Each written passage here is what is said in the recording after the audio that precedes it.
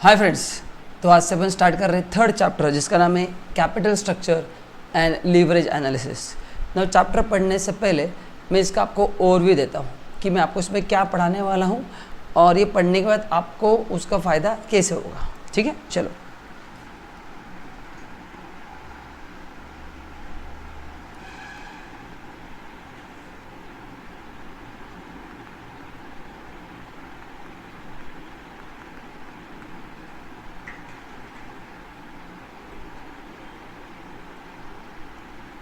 Capital structure. Now दो words आपको समझना है। What is capital? Simple words में amount required to start business. Any word after starting business we need money for expansion also, so उसको बोलते हैं capital.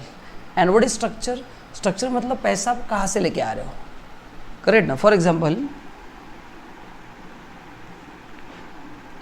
Capital अपने पास दो फॉर्म में आता है, एक ओनर्स कैपिटल होता है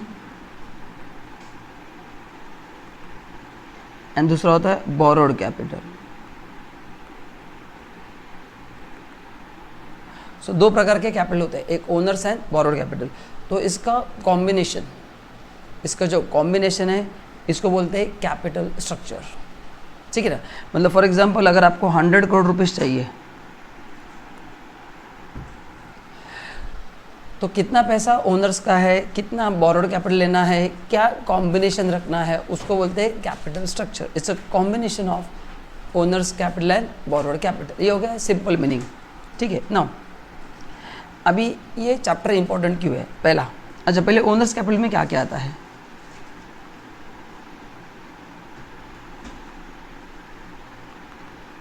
share capital and reserves and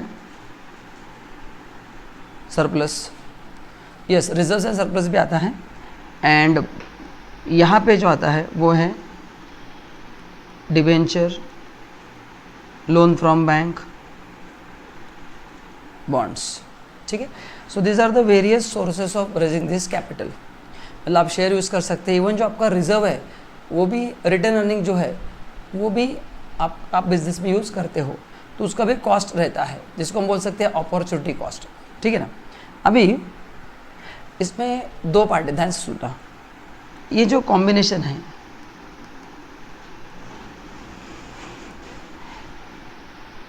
in दोनों के लिए, इसके लिए भी कॉस्ट है और इसके लिए भी क्या है, कॉस्ट है। इसको बोलते हैं कॉस्ट ऑफ कैपिटल, है ना। तो अपन अलग चैप्टर में पढ़ेंगे।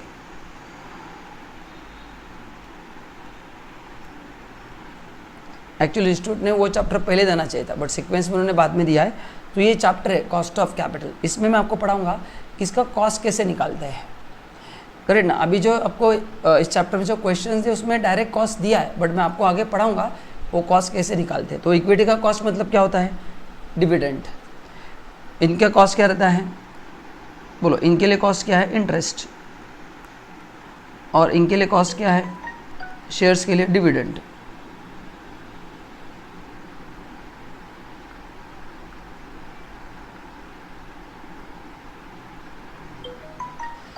करेक्ट ना। सो रिगार्डिंग रिजर्व सरप्लस में अभी बात नहीं करूंगा, जब अपन रिस्पेक्टिव चैप्टर पढ़ेंगे तब अपन उसके और बात करेंगे। ठीक है। तो ये एक अपने को अलग से चैप्टर पढ़ना है, ठीक है, कि उसका कॉस्ट कैसे निकालते हैं। अभी ये चैप्टर पढ़ना क्यों है, मतलब इस चैप्टर में इसका इम्पोर्टेंस क्या है। इस चैप्टर में इसका कॉस्ट जो अपने को निकालना है वो ये चैप्टर का पर्पज़ नहीं है, वो अपन अलग से पढ़ेंगे कॉस्ट ऑफ कैपिटल में। बट वो जो कॉस्ट है उसका आपके फर्म के वैल्यू के ऊपर इम्पैक्ट होता है। आपके फर्म के वैल्यू के ऊपर क्या होता है, इम्पैक्ट होता है। वो इम्पैक्ट अपने को जज करना है। एंड फर्म का वैल्यू अच्छा रहेगा तो ऑब्वियसली शेयर होल्डर का कॉन्फिडेंस बेटर रहता है। जितना फर्म का वैल्यू बढ़ेगा उतना अपने लिए फ़ायदा ही है। तो ये जो फैक्टर्स है कैपिटल स्ट्रक्चर, मतलब इसमें एक्चुअली है ना 3 चीज़ें मैं आपको बताता हूँ। एक है cost of capital plus leverage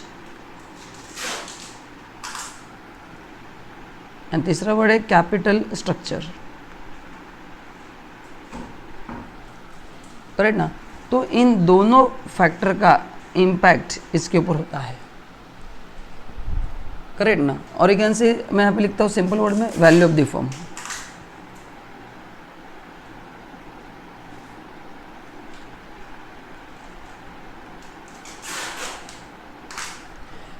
इन दोनों का इम्पैक्ट आपके फर्म के वैल्यू के ऊपर होता है, तो वो अपने को एनालाइज करना है, क्योंकि फर्म का वैल्यू जितना बढ़ेगा उतना उसका क्रेडिट वर्दीनेस बढ़ेगा।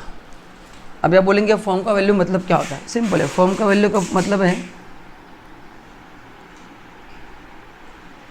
Value of equity plus value of debt. ये फॉर्मूला ध्यान में रखना, इक्विटी का वैल्यू प्लस डेट का वैल्यू, इक्विटी मतलब इक्विटी कैपिटल जो ऊपर लिखा है, प्लस डेट का value is value of firm. तो बाय डूइंग दिस एनालिसिस अपने को समझ में आया कि क्या कॉम्बिनेशन में आपके फर्म का वैल्यू बढ़ता है, एंड वो कॉम्बिनेशन आपको सिलेक्ट करना है। तो इसके अपन न्यूमेरिकल सॉल्व करने वाले हैं कि आपको अलग अलग कैपिटल स्ट्रक्चर दिया जाएगा, एंड उसमें आपको देखना है कि ऐसा कॉम्बिनेशन आप सिलेक्ट करो जिसमें कॉस्ट ऑफ कैपिटल भी मिनिमम हो और फर्म का वैल्यू भी ज़्यादा हो। क्या करना है आपको? कॉस्ट ऑफ कैपिटल भी मिनिमम हो और फर्म का वैल्यू भी ज़्यादा हो। तो इस चैप्टर में हम कॉस्ट ऑफ कैपिटल नहीं पढ़ने वाले, अलग चैप्टर उसमें पढ़ने वाले हैं। एक्चुअली वो इंस्टीट्यूट ने पहले देना चाहिए था, बट इंस्टीट्यूट ने जो सीक्वेंस दिया मैं वो फॉलो कर रहा हूँ, करेक्ट ना। एंड तो इस चैप्टर में अपना फोकस किस पर रहेगा बताओ? Finally value of firm. तो कैपिटल स्ट्रक्चर का आपके फर्म के वैल्यू के ऊपर क्या इंपैक्ट होता है वो अपन देखेंगे, एंड जितना वैल्यू बढ़ेगा उतना अच्छा ही है। तो फर्म का वैल्यू भी बढ़ना चाहिए एंड कॉस्ट ऑफ कैपिटल भी कम होना चाहिए। तो ये कब होगा? अगर आपका कैपिटल स्ट्रक्चर अप्रोप्रिएट हो तो, करेक्ट ना। सो ओवरऑल तो अमाउंट सेम रहेगा 100 करोड़, बट उसमें कॉम्बिनेशन क्या रहेगा, करेक्ट ना, वो उसके ऊपर अपन डिस्कशन करेंगे। बट उसका कुछ डिस्कशन कॉस्ट ऑफ कैपिटल में होगा, क्योंकि कॉस्ट ऑफ कैपिटल जहाँ पे जिस कॉम्बिनेशन पे मिनिमम होगा वो ऑब्वियसली अपन सिलेक्ट करेंगे। तो इसका थ्योरेटिकल आंसर मैंने आपको बता दिया है कि what is the ideal capital structure. There is no perfect formula. Ideal capital structure वो होता है which will minimise cost of capital, which will minimise cost of capital and which will give maximum returns to shareholder, which will minimise cost of capital and which will give you maximum return to share holder. ये अब हम पढ़ेंगे cost of capital में कैसे होता है वो combination कैसे सिलेक्ट करना है, ये आपको मैं अलग चैप्टर में पढ़ाऊंगा। तो अभी ये चैप्टर में कुछ एजम्पशंस मैं आपको बताऊंगा। एजम्पशन मतलब कुछ चीज़ें आपको फॉलो करनी है। कॉस्ट ऑफ कैपिटल जो एग्जाम में देंगे वो अभी मैं एज इट इज क्वेश्चन से उठा के सॉल्व करूँगा, आगे जाके उसका पूरा मैं आपको एक्सप्लेनेशन दूंगा वो कैलकुलेट कैसे करते हैं। तो थोड़ा आपको मेरे को एडजस्ट करना पड़ेगा, क्योंकि वो सीक्वेंस ही इंस्टीट्यूट ने वैसा दिया है। अब मॉड्यूल चेक कर सकते हैं, मैं उसके हिसाब से जा रहा हूँ। तो ये अगला जब चैप्टर आएगा तो मैं आपको कैलकुलेशन पार्ट सिखा दूंगा। अभी अपन cost of capital as it is लेंगे, ठीक है। एंड इसको बोलते हैं WACC, weighted average cost of capital. तो जहाँ जहाँ पे WACC आएगा या KO आएगा उसको बोलते हैं कॉस्ट ऑफ कैपिटल, ठीक है। So this is the purpose of this chapter. तो एक बार फाइनली कंक्लूड करता हूँ एंड बढ़ता होगे कि ये चैप्टर पढ़ के अपने को क्या समझ में आएगा कि कंपनी का जो अलग अलग कैपिटल स्ट्रक्चर है उसका अपने फर्म के वैल्यू पे क्या इम्पैक्ट होता है वो अपने को जज करना है। एंड और एक लीवरेज का मतलब है दो वेरिएबल का इम्पैक्ट थर्ड वेरिएबल पे क्या होता है वो अपन एनालिसिस करेंगे। तो इन दोनों का इम्पैक्ट आपके फर्म पे होता है फर्म के वैल्यू के ऊपर। तो कैसे हम राइट कॉम्बिनेशन करके फर्म का वैल्यू बढ़ा सकते हैं इस पर अपना पूरा फोकस रहेगा, ठीक है। So this is the very very small introduction.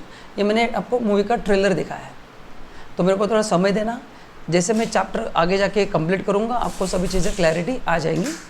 And जब मैं कॉस्ट ऑफ कैपिटल में जाऊँगा अगेन मैं इस चैप्टर पे आने वाला हूँ आपको कुछ चीज़ें लिंक करने के लिए, ओके ना। सो ये चैप्टर मैं बाद में भी थोड़ा डिस्कस करूँगा when I will go to that next chapter which is cost of capital.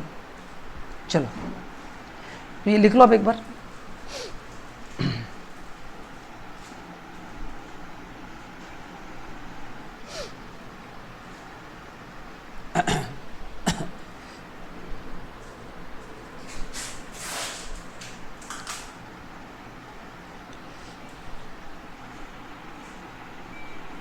चलो ना देखो इंट्रोडक्शन।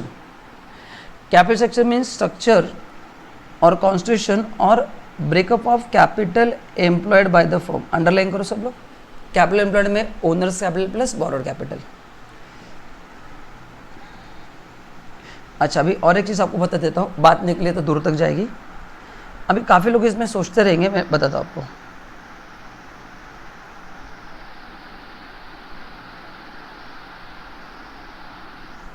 एक आपको एक छोटा सा एनालिसिस बताता हूँ before I go ahead.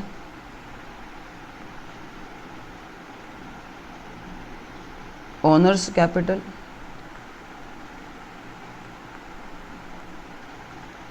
Borrowed capital. अभी इसके लिए कॉस्ट क्या है, डिविडेंड, और यहाँ पे कॉस्ट क्या है, इंटरेस्ट। अभी नेचुरली कॉमन मैन क्या बोलेगा कि ओनर का पैसा ज़्यादा होना चाहिए, बट याद करो चैप्टर 1 में अपन ने कॉस्ट रिटर्न एनालिसिस किया है। चैप्टर 1 एक बार रिवाइज करना। चैप्टर 1 के मैंने अपन एक टेबल सॉल्व किया था एंड मैंने आपको पढ़ाया था कि जहाँ पे डेट कैपिटल बढ़ता है उससे आपका टैक्स लायबिलिटी कम होता है एंड फिर अर्निंग पर शेयर जो है, प्रॉफिट पर शेयर जो है वो बढ़ जाता है। So it is always better to employ debt capital, but too much of debt capital is also not important, क्योंकि इसमें फिर रिस्क बढ़ता है। तो वो कॉम्बिनेशन अपने को अचीव करना है। तो ये जस्ट याद करो, अपन ने कॉस्ट रिस्क एनालिसिस करके अपन ने पढ़ा था चैप्टर 1 में। तो एक बार वो पढ़ लेना, मतलब आपको ये क्लैरिटी आ जाएगा। The capital employed consist of both owners capital and debt capital provide by the lenders.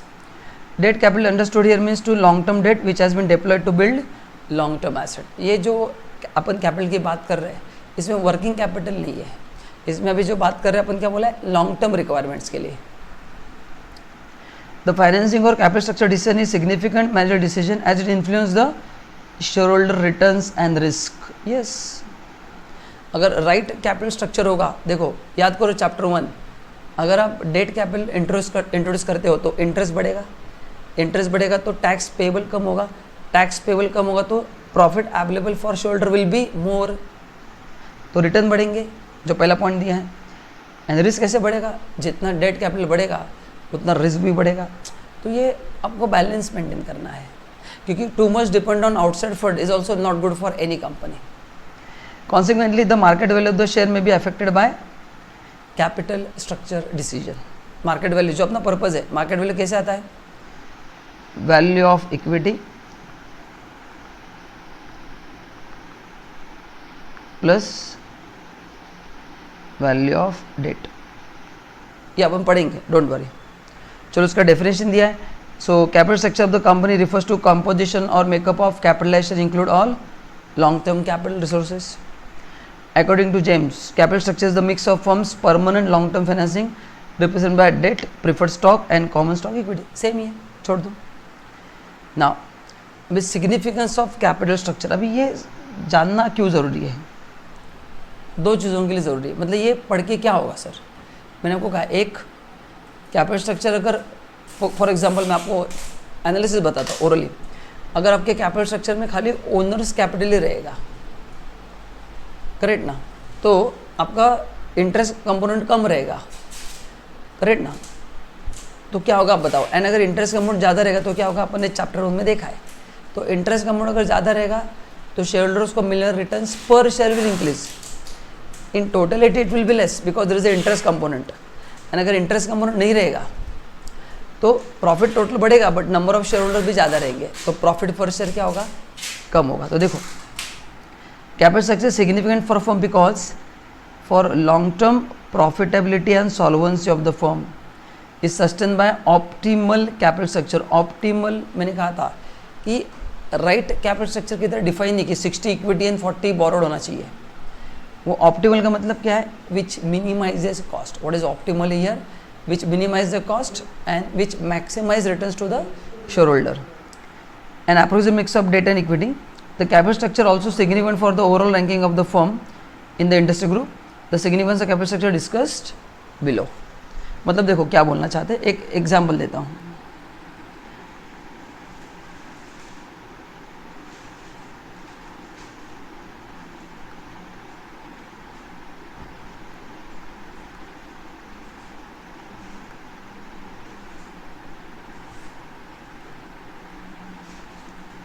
Let's say EBIT let's say 100 है, लेस इंटरेस्ट। अभी पहले कंपनी में इंटरेस्ट नहीं है तो यहाँ पे नहीं है, यहाँ पे 20 है तो ये 100 आएगा और ये 80 आएगा। ये आ गया अपना EBT, लेस टैक्स 30% के हिसाब से आएगा, 30 और 24, ये आएगा 70, ये आएगा 56। This is earning after tax, this is earning after tax, ठीक है ना। अभी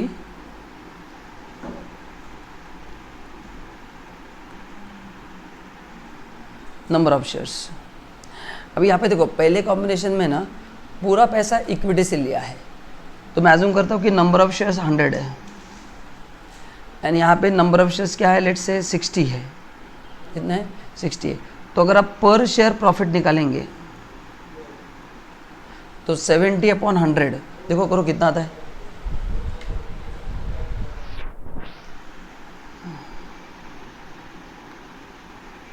एंड यहाँ पे 56/60 तो 70/100 0.7 70 पैसा। अभी इतना कम नहीं रहता है, मैंने एक एग्जाम्पल है, ये लाखों करोड़ों में रहेगा। ओके 56/60 0.93। तो बताओ पर शेयर वैल्यू कहाँ पे मैक्सिमाइज हो रहा है? इस कॉम्बिनेशन में। सो this is the perfect combination, not first one. आपको समझ में आ गया? वही वहाँ पे लिखा है। इससे शेयर होल्डर का जब शेयर होल्डर के रिटर्न्स बढ़ेंगे तो फायदा होगा ही। तो ये कैपिटल स्ट्रक्चर का पहला पर्पज है कि by employing debt capital you can increase share returns given to shareholder. But उसमें और एक चीज़ है कि ज़्यादा डेट कैपिटल लाएंगे तो रिस्क भी बढ़ेगा, तो ये आपको बैलेंस स्ट्राइक करना है। ये पहला एस्पेक्ट है। आपको समझा? ये वो बोलना चाहते हैं। जो पहला पैराग्राफ है ना, this is what it is. आप चाहते उसको लिख कर रखना, ये अपन ने पहले भी डिस्कस किया है। वैसे अमाउंट इमेजिन लिए हैं, 93 पैसा फ़ायदा नहीं होता, 70 पैसा, ये जस्ट एग्जाम्पल है। यहाँ पे मैं 1 करोड़ लूँगा तो ये बढ़ जाएगा, बट मेरे को आपको, और ये 160 क्या है? नंबर ऑफ शेयर्स है। 100 is what? Number of shares, 60 also number of shares.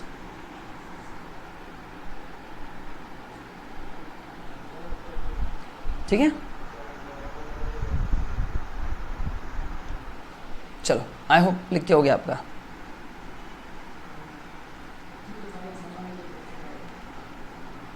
देखो पहले line, capital structure is significant for because long term profitability and solvency of the firm sustain by optimum capital structure. Yes, तो long term profitability के लिए and solvency के लिए important है। मतलब क्या है?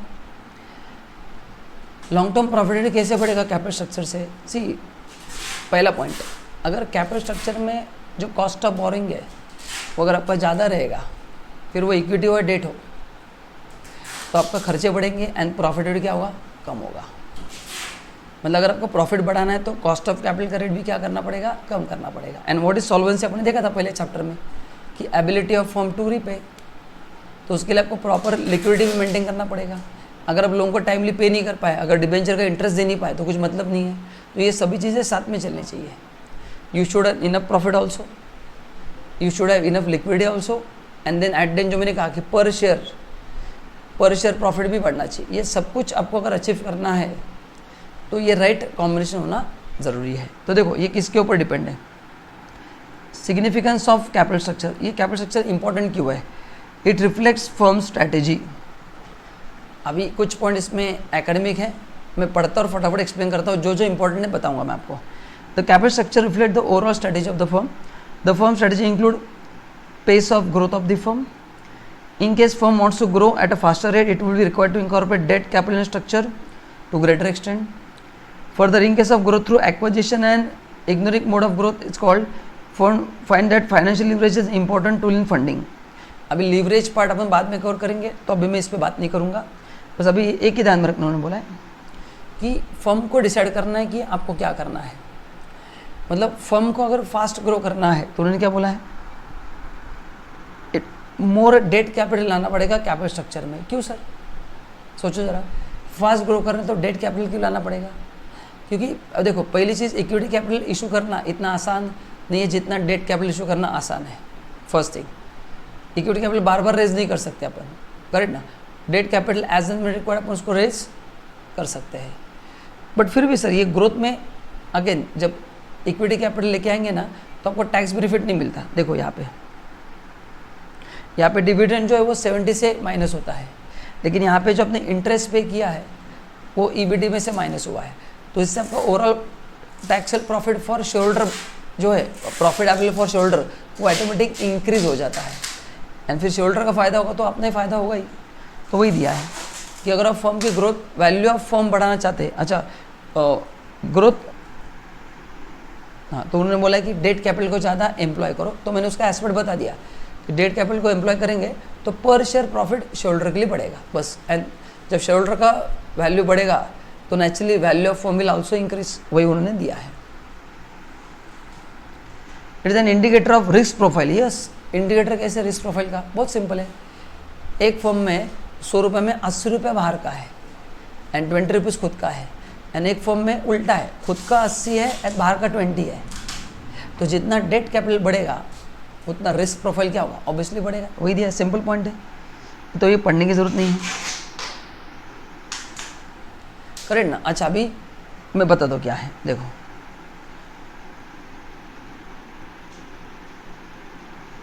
Let's say there are 3 firm A, B and C।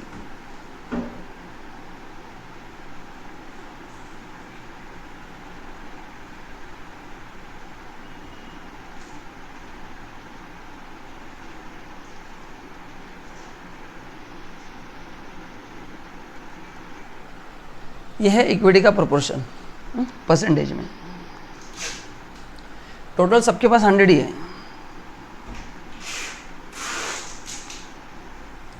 Total सबके पास क्या है? 100 है, ठीक है ना। ये ऐसे 3 कैपिटल स्ट्रक्चर आपको दिए। अब इसमें आपको एनालिसिस करना है कि कौन सा कंपनी ज़्यादा रिस्की है, और उसके लिए लगता है लीवरेज एनालिसिस, जो अपन बाद में पढ़ने वाले, बट मैं आपको आइडिया देता हूँ। देखो, अब इसमें सबसे ज़्यादा डेट कैपिटल कहाँ पे है? C में है, करेक्ट ना। तो फिक्स कॉस्ट जो होगा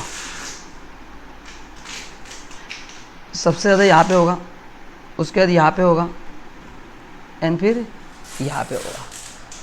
देखो, ये नेगेटिव पॉइंट है।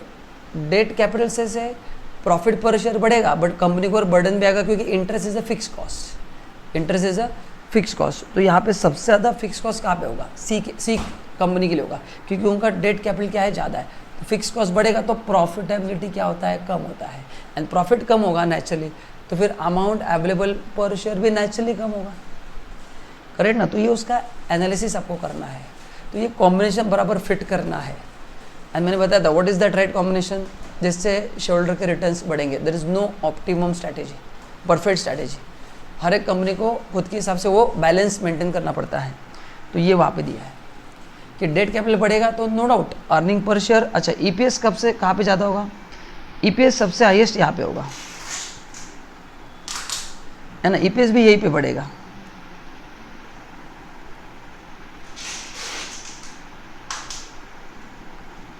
तो शेयर होल्डर के लिए वो फायदा होगा, बट रिस्क भी सबसे ज़्यादा कहाँ पे होगा? थर्ड ऑप्शन में होगा। क्यों रिस्क ज़्यादा होगा? क्योंकि कंपनी को ज़्यादा इंटरेस्ट देना पड़ेगा। अभी जब ज़्यादा इंटरेस्ट देना पड़ेगा तो फिक्स कॉस्ट बढ़ेगी, तो लिक्विडिटी पे प्रेशर आएगा। एंड जब लिक्विडिटी कम होगा एंड जब खर्चा बढ़ेगा तो प्रॉफिटेबिलिटी भी कम होगा। तो ये जब बढ़ेगा इसमें, तो कंपनी के लिए क्या होगा? ये पे करने के लिए you need more liquidity,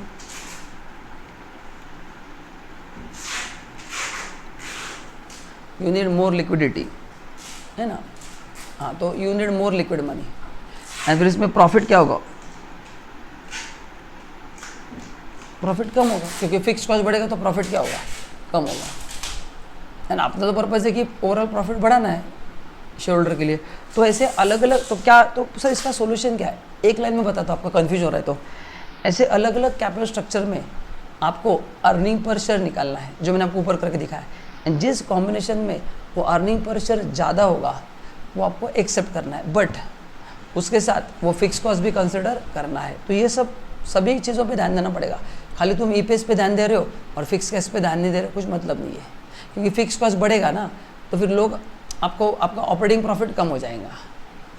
cost बढ़ेगा तो ऑपरेटिंग प्रॉफिट क्या होगा? आपका कम होगा ना। तो ये सब चीज़ों का आपको बैलेंस मेंटेन करना है, वो वहाँ पे बोलना चाहते हो। रिस्क प्रोफाइल का मतलब समझा आपको? देखो, फिक्स कॉस्ट विल इंक्रीज। तीसरा, it acts as a management tool. Correct sir, कैसे मैनेजमेंट टूल है? अरे मैनेजमेंट को गाइड करता है कि ये कैपिटल स्ट्रक्चर तुम बदलते रहो। अगर इस कैपिटल स्ट्रक्चर में फ़ायदा नहीं हो रहा है तो चाहे तो थोड़ा डेट कैपिटल रिपे करके इक्विटी बढ़ाओ, या इक्विटी करके डेट कैपिटल बढ़ाओ। तो ये कॉम्बिनेशन आप सिलेक्ट कर सकते हैं। अच्छा, एंड टैक्स मैनेजमेंट टूल कैसे होगा?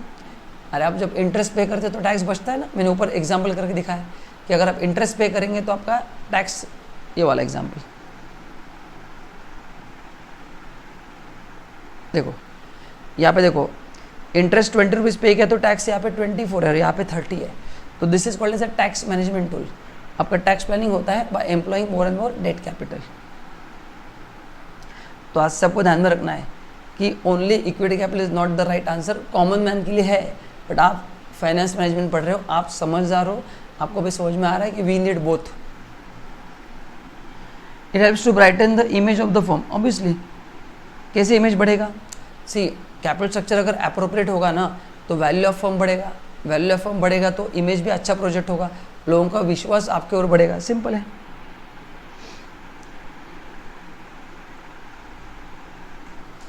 ठीक है ना? चलो, सो ये 4 हो गए उसके क्या एडवांटेज। तो सिग्निफिकेंस ऑफ कैपिटल स्ट्रक्चर, चलो फटाफट एक डायग्राम बनाते हैं अपन लोग। देखो यहाँ पे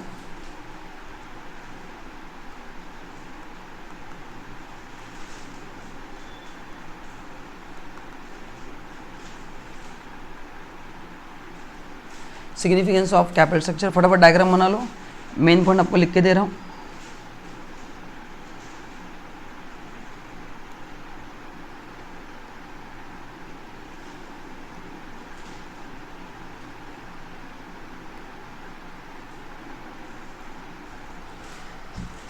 चलो, सिग्निफिकेंस ऑफ कैपिटल स्ट्रक्चर लिखते, एक सेकंड ना।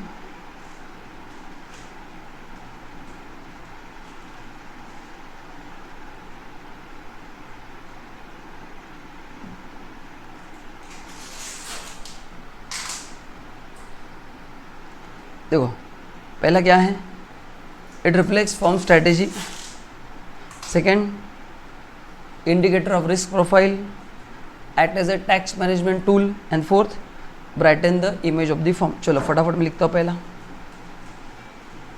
फर्म स्ट्रेटेजी, रिस्क प्रोफाइल,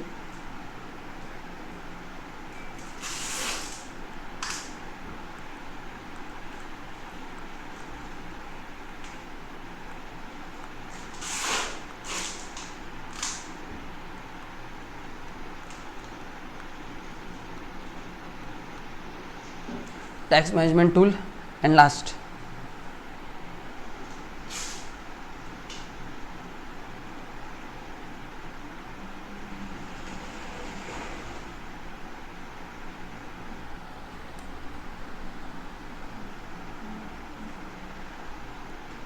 अब लिखो। शायद थोड़ा कंप्यूटर स्लो हो गया है, आप लिखो एक बार। 4 पॉइंट लिखना।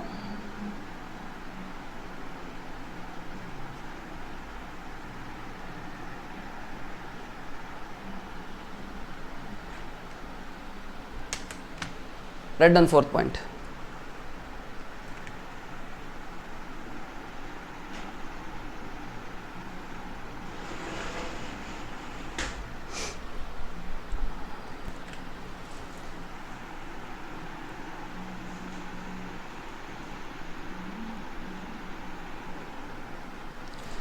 इमेज, ठीक है। तो ये 4 सिग्निफिकेंस है। चलो अभी इसमें आपको सब पॉइंट लिखना है। हाँ, अगर आप लिख सकते हैं तो आपको समझ में आ गया। तो लिखो, मैं बताता हूँ। फर्म स्ट्रेटेजी में कीवर्ड्स आपको बताता हूँ, उतने लिखना है आपको। बताओ फर्म स्ट्रेटेजी में क्या आपको समझ में आएगा? आप लिखो। देखो मैं 1 मिनट आपको देता हूँ। You try to write down main points. ये ऐसे ही बनाना पड़ेगा चार्ट्स, नहीं तो आप बाद में इतना पढ़ना पॉसिबल नहीं। अभी मैं पढ़ा रहा हूँ, उसके साथ की पॉइंट्स लिखते जाओ उसके नीचे।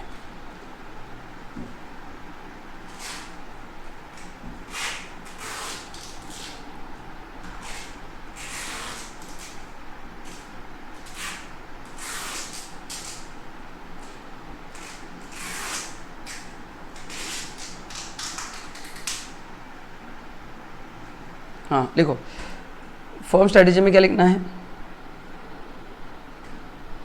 फर्म स्ट्रेटेजी में combination of debt capital and owners capital. Debt capital बढ़ाएंगे तो ग्रोथ फास्ट होगा, तो ये फर्म स्ट्रेटेजी समझ में आता है। सो फर्म स्ट्रेटेजी लिखना combination of equity and debt. Risk profile, उसमें लिखना higher the debt capital higher will be the fix cost. Tax management tool, उसमें लिखना interest will save tax. And image of the firm कैसे होगा? More returns will be generated, correct ना? तो investor के returns बढ़ेंगे तो नेचुरली वैल्यू ऑफ फर्म बढ़ेगा, ठीक है। चलो नाउ अभी नेक्स्ट जो पॉइंट डिस्कस करना है अपने को वो है financial structure and capital structure का डिफरेंस। देखो पढ़ता हूँ, ये नया टर्म है। Financial structure consist of all the assets, all liabilities and capital, ये सब मिला के, मतलब सभी एसेट्स, सभी liabilities and capital. The manner in which organisation assets are finance referred as a financial structure. देखो क्या लिखा है, the manner in which an organisation assets are finance is referred as a capital structure. And capital structure अपन ने अभी देखा, capital structure is sum total of all long term sources of capital and this part of the financial structure. हाँ, it's a part of financial structure. बता दो मैं क्या है। It include debenture, long-term loan, preferential equity, return earnings. In the simplest form, capital structure of company is a part of financial structure. It reflect long-term sources of capital. बता दो मैं क्या, ऐसे आपको समझेगा नहीं। देखो मैं आपके लिए अगर एक बैलेंस शीट ड्रॉ करता हूँ,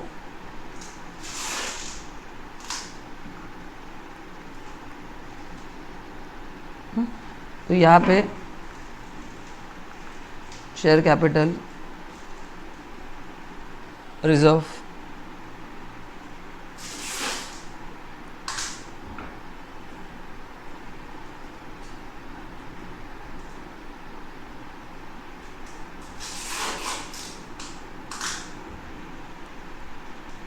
लॉन्ग टर्म लोन,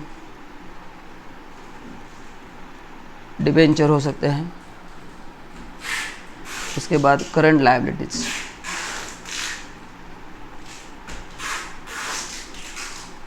यहाँ पे लिखता हूँ मैं fix assets and current assets. ठीक है,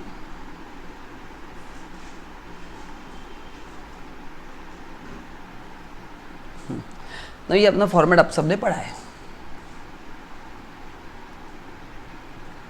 ठीक है, तो ये शेयर कैपिटल है, ये बोरोड कैपिटल है, दिस इज करंट लायबिलिटी। अभी देखो, this is liability, this is asset.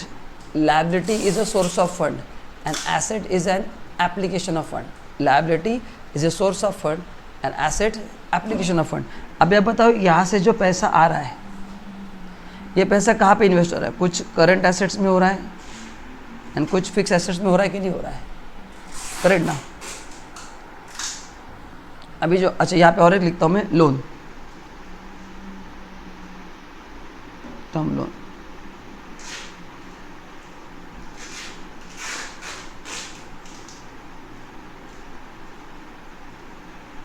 मैं थोड़ा करंट लायबिलिटी नीचे लिखता हूँ।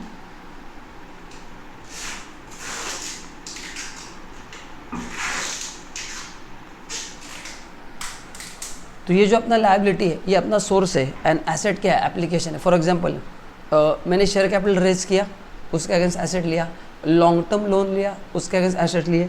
ये जो ओनली टर्म लोन लिखा है, अगर ये शॉर्ट टर्म रहेगा तो it can be use for financing current assets. मेरे को स्टॉक खरीदना है, मेरे डेटर्स है, तो उसके लिए पैसा कहाँ से आता है? वर्किंग कैपिटल में से आता है, जो मैंने आपको चैप्टर 1 में भी कहा था। तो ये उनका कहना है कि फाइनेंशियल स्ट्रक्चर का मतलब क्या? ऑल द एसेट्स, मतलब ये टोटल लायबिलिटी में से ही टोटल एसेट्स बने हैं। करेक्ट ना? तो इनमें से ही एसेट्स बने हैं। बट व्हेन आई से capital structure, it means only this. Financial structure में पूरा आता है। So this is all, entire thing is financial structure. ये पूरे लायबिलिटी में से टोटल कितने एसेट्स आए, ये हो गया आपका फाइनेंशियल स्ट्रक्चर क्या है। इससे पता क्या चलता है सर? इससे पता ही चलता है कि अगर यहाँ पे एसेट 100 रुपये का है, यहाँ पे लोन 40 रुपये का है, मतलब मेरा नेटवर्थ 60 रुपये ही है, क्योंकि 40 रुपये तो मेरा लोन का है।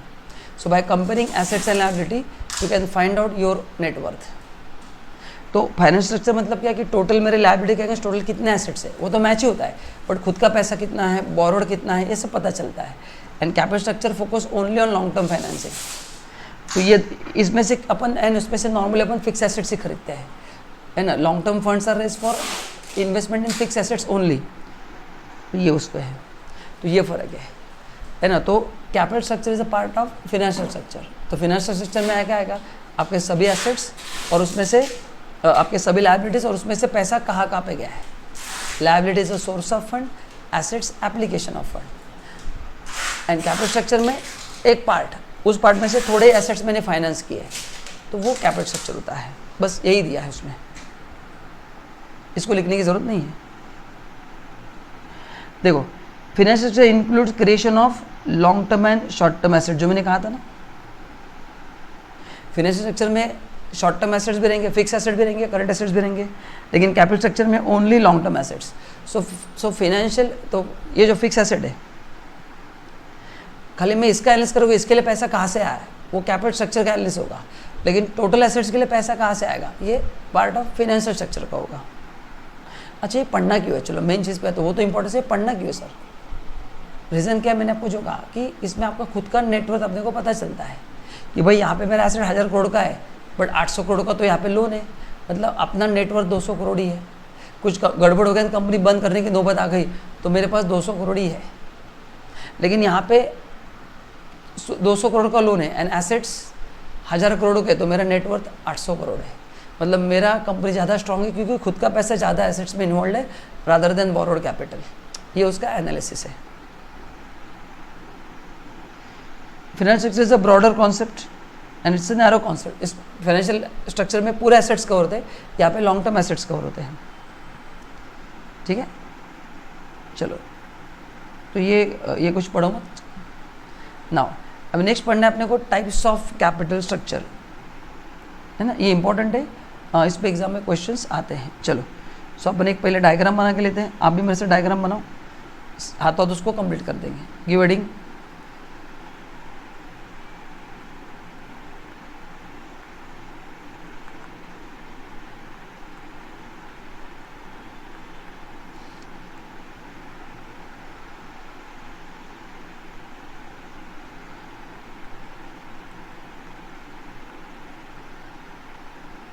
चार पार्ट इसमें, बहुत सिंपल है। चलो पहला है हॉरिजॉन्टल कैपिटल स्ट्रक्चर। पहला कौन सा है? Horizontal capital structure. देखो क्या लिखा है, in horizontal capital structure the firm has zero debt component in the structure. Means zero debt, only equity means the structure is quite stable, expansion of firm takes in lateral manner through equity और return earning only. The absence of debt results in lack of financial leverage. Profitability disturbance of the structure is profitability of disturbance of structure is remote. The absence of debt result in lack of financial leverage. Financial leverage अभी अपन ने नहीं पढ़ा है, तो जब मैं पढ़ाऊंगा तो आपको बताऊंगा, बट इसको आपके लैंग्वेज में मैं बता देता हूँ। चलो तो पहले लिखो, पहला type horizontal leverage.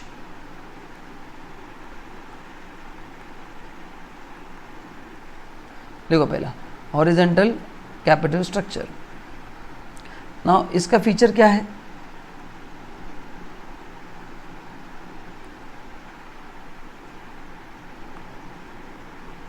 Zero debt component, मतलब इसमें डेट कैपिटल कुछ भी नहीं रहेगा, मतलब जो भी फंडिंग होगा पूरा इक्विटी होगा एंड रिटेन होगा, ओनली इक्विटी प्लस RE मतलब रिटेन अर्निंग्स, मतलब रिजर्व एंड सरप्लस, तो उसका ही फाइनेंसिंग होगा। अब इससे होगा क्या? हाँ, ये अपने वहाँ पर लिखा है ना, लैक ऑफ फाइनेंशियल लिवरेज। ध्यान से सुनना, मैं बताता हूँ क्या है। मैंने आपको ऊपर एक एग्जांपल दिया था कि अगर डेट कैपिटल नहीं रहेगा तो interest cost will not be there, है ना। इंटरेस्ट कॉस्ट नहीं रहेगा तो आपका फिक्स कॉस्ट कम हो जाएगा। तो फिक्स कॉस्ट कम होना अच्छी बात है, क्योंकि आपका एक परमानेंट बर्डन कम हो जाता है, क्योंकि अगर आपने लोन लिया तो interest is a fix cost. Equity में कैसे प्रॉफिट हुआ तो डिविडेंड देना है, मैंडेटरी नहीं है। इतना तो बेसिक डिफरेंस आपको पता है कि debt capital attract fix payment, हर साल आपको इंटरेस्ट देना ही है, प्रॉफिट हो या लॉस हो, क्योंकि वो कैपिटल सिक्योर्ड रहता है। That loan is given against some assets. तो अगर आप लोन को रीपे नहीं करोगे तो एसेट बेच के आपका पैसा रिकवर किया जाएगा। सो इसमें क्या होगा? लेस फिक्स्ड कॉस्ट होगा। लेस फिक्स कॉस्ट होगा तो फिर आपका एडवांटेज तो होगा, जो अपन लीवरेज में देखेंगे कि फिक्स कॉस्ट कम होगा तो आपका एडवांटेज क्या होता है? आपका प्रॉफिटेबिलिटी बढ़ता है।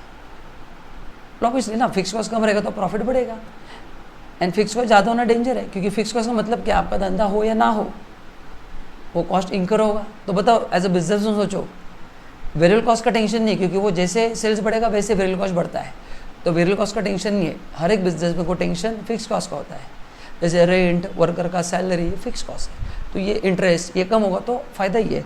So less fix cost and more profit. But इसमें और एक होगा, मोर टैक्स भी होगा। हाँ, टैक्स भी आपका बढ़ेगा ना, क्योंकि इंटरेस्ट कंपाउंड नहीं रहेगा तो फिर टैक्स ज़्यादा बढ़ेगा, ये उसके प्लस में। एंड टैक्स ज़्यादा बढ़ेगा तो फिर अमाउंट अवेलेबल फॉर शेयरहोल्डर कम हो जाएगा। So this may not generate good returns for the shareholder because we are losing that tax benefit, जिसको बोलते हैं टैक्स शील्ड। आपने वर्ड सुना रहेगा, टैक्स शील्ड का मतलब tax benefit.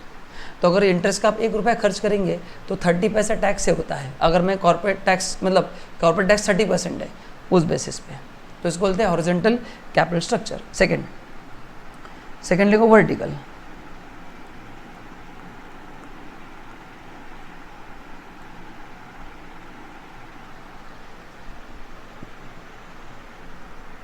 In vertical capital structure, the structure is formed by small amount of equity share capital. This base serve as a foundation on which superstructure of preference capital and debt is built. मतलब इसमें सभी रहेगा, है ना, vertical बोला, इसमें सब कुछ रहेगा, खाली एक नहीं रहेगा। The incremental addition capital structure is almost entirely in the form of debt. जितना भी incremental capital लगेगा वो debt के फॉर्म में रहेगा।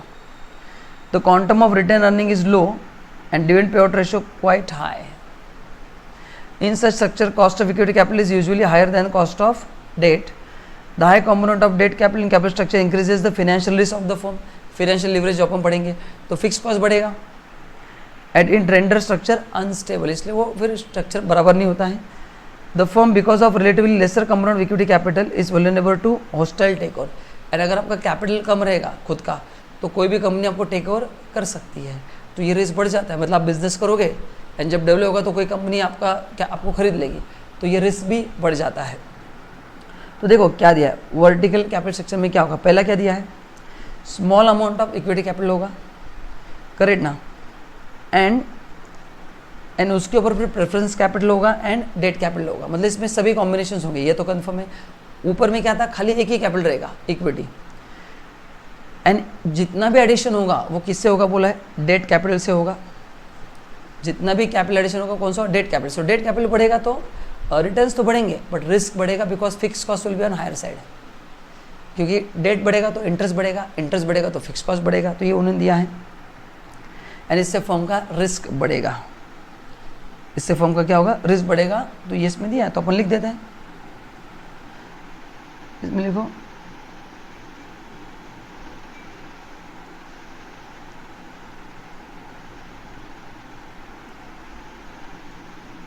less equity capital and more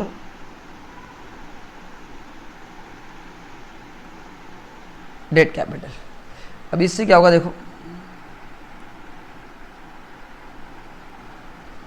अभी देखो इक्विटी कैपिटल बढ़ेगा है ना, तो क्या होगा,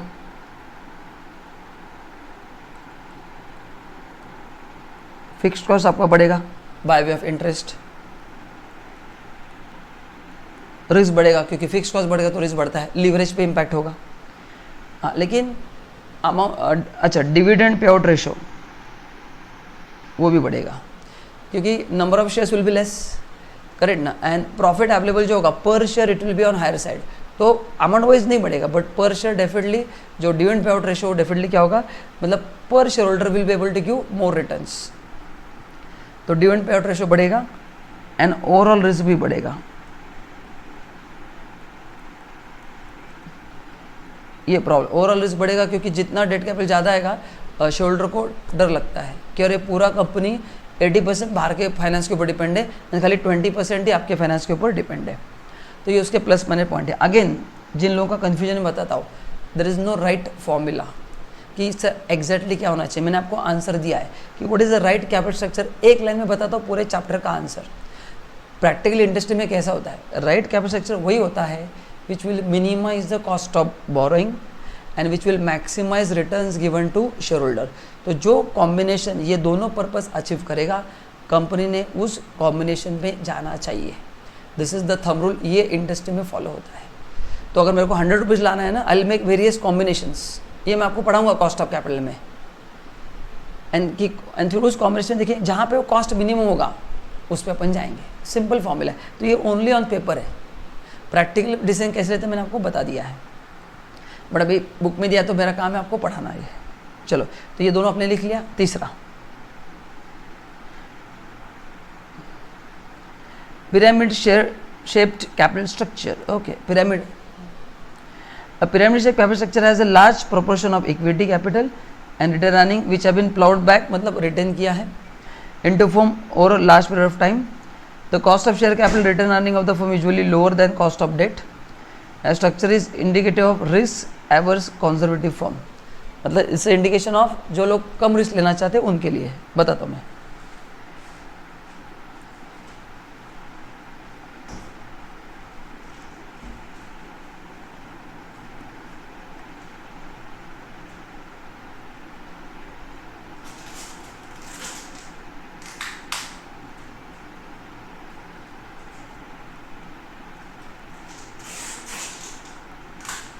अभी देखो, अभी तीसरा जो उन्होंने दिया है, अभी इसमें अपन एक काम करते हैं.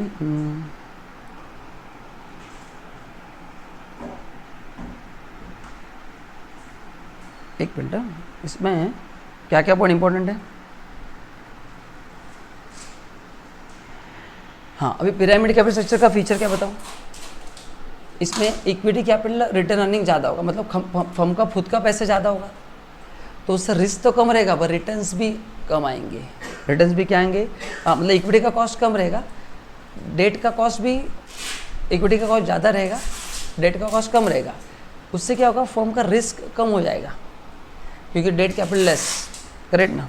तो ये स्ट्रक्चर कौन फॉलो करते हैं, जिन कंपनी को रिस्क कम लेना वो फॉलो करते हैं. अब इससे होगा क्या बताता हूँ. इससे फिक्स कॉस्ट कम हो जाएगा, नो डाउट.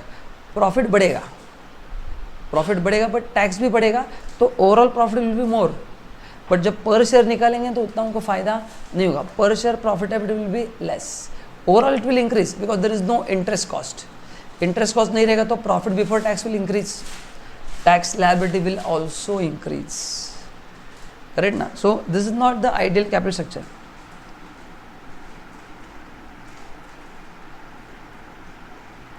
तो इसमें क्या होगा,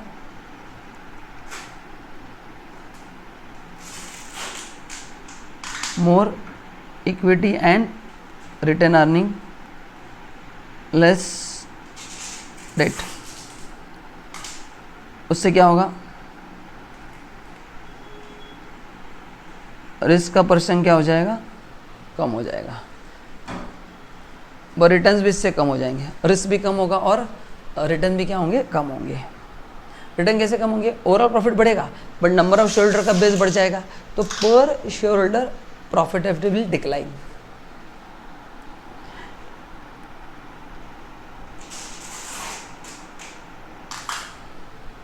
and last, inverted pyramid shaped capital structure मतलब क्या है देखते हैं. सच कैपिटल स्ट्रक्चर है small component of equity capital, small बोला है, reasonable level of return earnings but an ever increasing component of debt, ever increasing permanently. All the increasing capital structure in the recent past have been made through debt only. Chances that return earning of firm are shrinking due to accumulated losses. Such capital structure highly vulnerable to collapse. Correct ना. तो इसमें same दिया है inverted pyramid. अभी देखो ये पहले जैसे ही है, दूसरा वाला, दूसरे वाले में भी स्मॉल अमाउंट ऑफ इक्विटी था, इसमें भी स्मॉल अमाउंट है बट यहाँ पे जो एडिशनल कैपिटल होगा, क्या कहाँ पे दिया देखो यहाँ पे, हाँ, इंक्रीमेंटल एडिशन जो होगा जब भी लगेगा तब डेट से होगा. और यहाँ पे क्या बोला है कि एवर इंक्रीजिंग डिमांड है और वो डेट से होगा, तो वहाँ पे कभी कभार डेट कैपिटल बढ़ेगा, जब भी कैपिटल लगेगा तब डेट से लाएंगे. यहाँ पे बोला कि there is ever increasing need for more capital and that ever increasing need made by debt capital. तो दोनों देखने को सेम है बट वहाँ पे जब भी लगेगा तब डेट आएगा. यहाँ पे ऐसा एज्यूम किया कि हमको हर बार पैसा लग ही रहा है पैसा. So there more frequency of requirement is more and in second case frequency of requirement is less. Otherwise आपको देखने में दोनों सेम लगेंगे, इसलिए मैंने बता दिया. चलो तो लिखो यहाँ पे,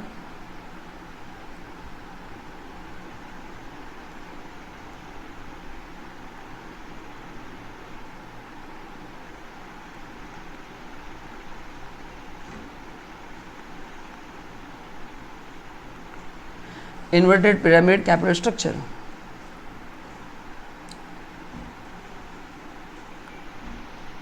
लेस इक्विटी कैपिटल पहला बोला है, उसके बाद क्या बोला है,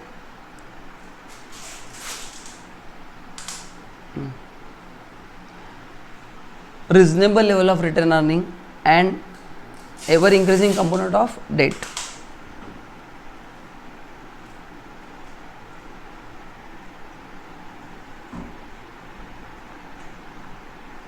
reasonable return earning and ever increasing debt capital. अच्छा, इससे क्या होता है, फिर रिस्क बढ़ता है, सिंपल, क्योंकि ज़्यादा अगर डेट कैपिटल इन्वॉल्व है तो risk will be on higher side, fix cost will increase and फिर प्रॉफिट कम होगा, फिर फिक्स कॉस्ट बढ़ेगा तो प्रॉफिट क्या होगा, कम होगा। तो ये थे अपने 4 types of capital structure theory types. एकदम सिंपल है, एग्जाम में थेरी के लिए मतलब एक आधा मार्क के लिए क्वेश्चन आ सकता है, इसको लिख लो फटाफट, फिर अपन आगे बढ़ते हैं। तो ये ऐसे ही लर्न करना है, क्योंकि बार बार पूरा पढ़ेंगे ना परेशान हो जाओगे। तो मेरे साथ मैं आपको ऐसे 100 डायग्राम बना के दूंगा, पूरा चैप्टर डायग्राम में कन्वर्ट करके दूंगा आपको, ताकि आपको पढ़ने में फास्ट होगा।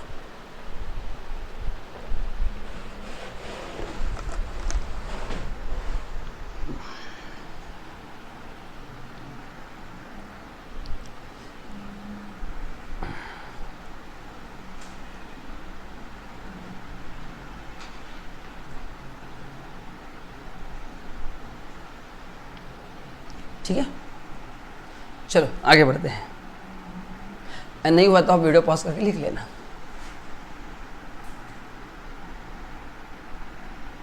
Now planning and designing of capital structure.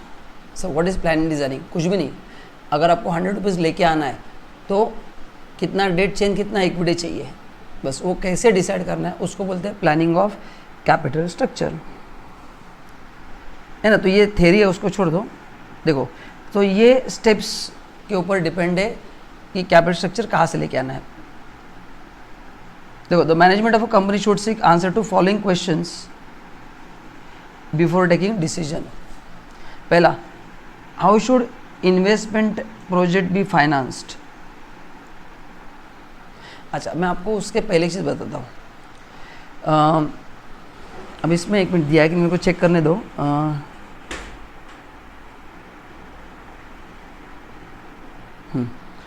Capital structure कहाँ से लेके आना है, उसमें बहुत सारे फैक्टर्स हैं जो अपन डिस्कस करेंगे, बट मैं आपको एक बेसिक आइडिया देता हूँ कि ये स्ट्रक्चर में क्या क्या चीज़ें देखना मैं आपको बताता हूँ।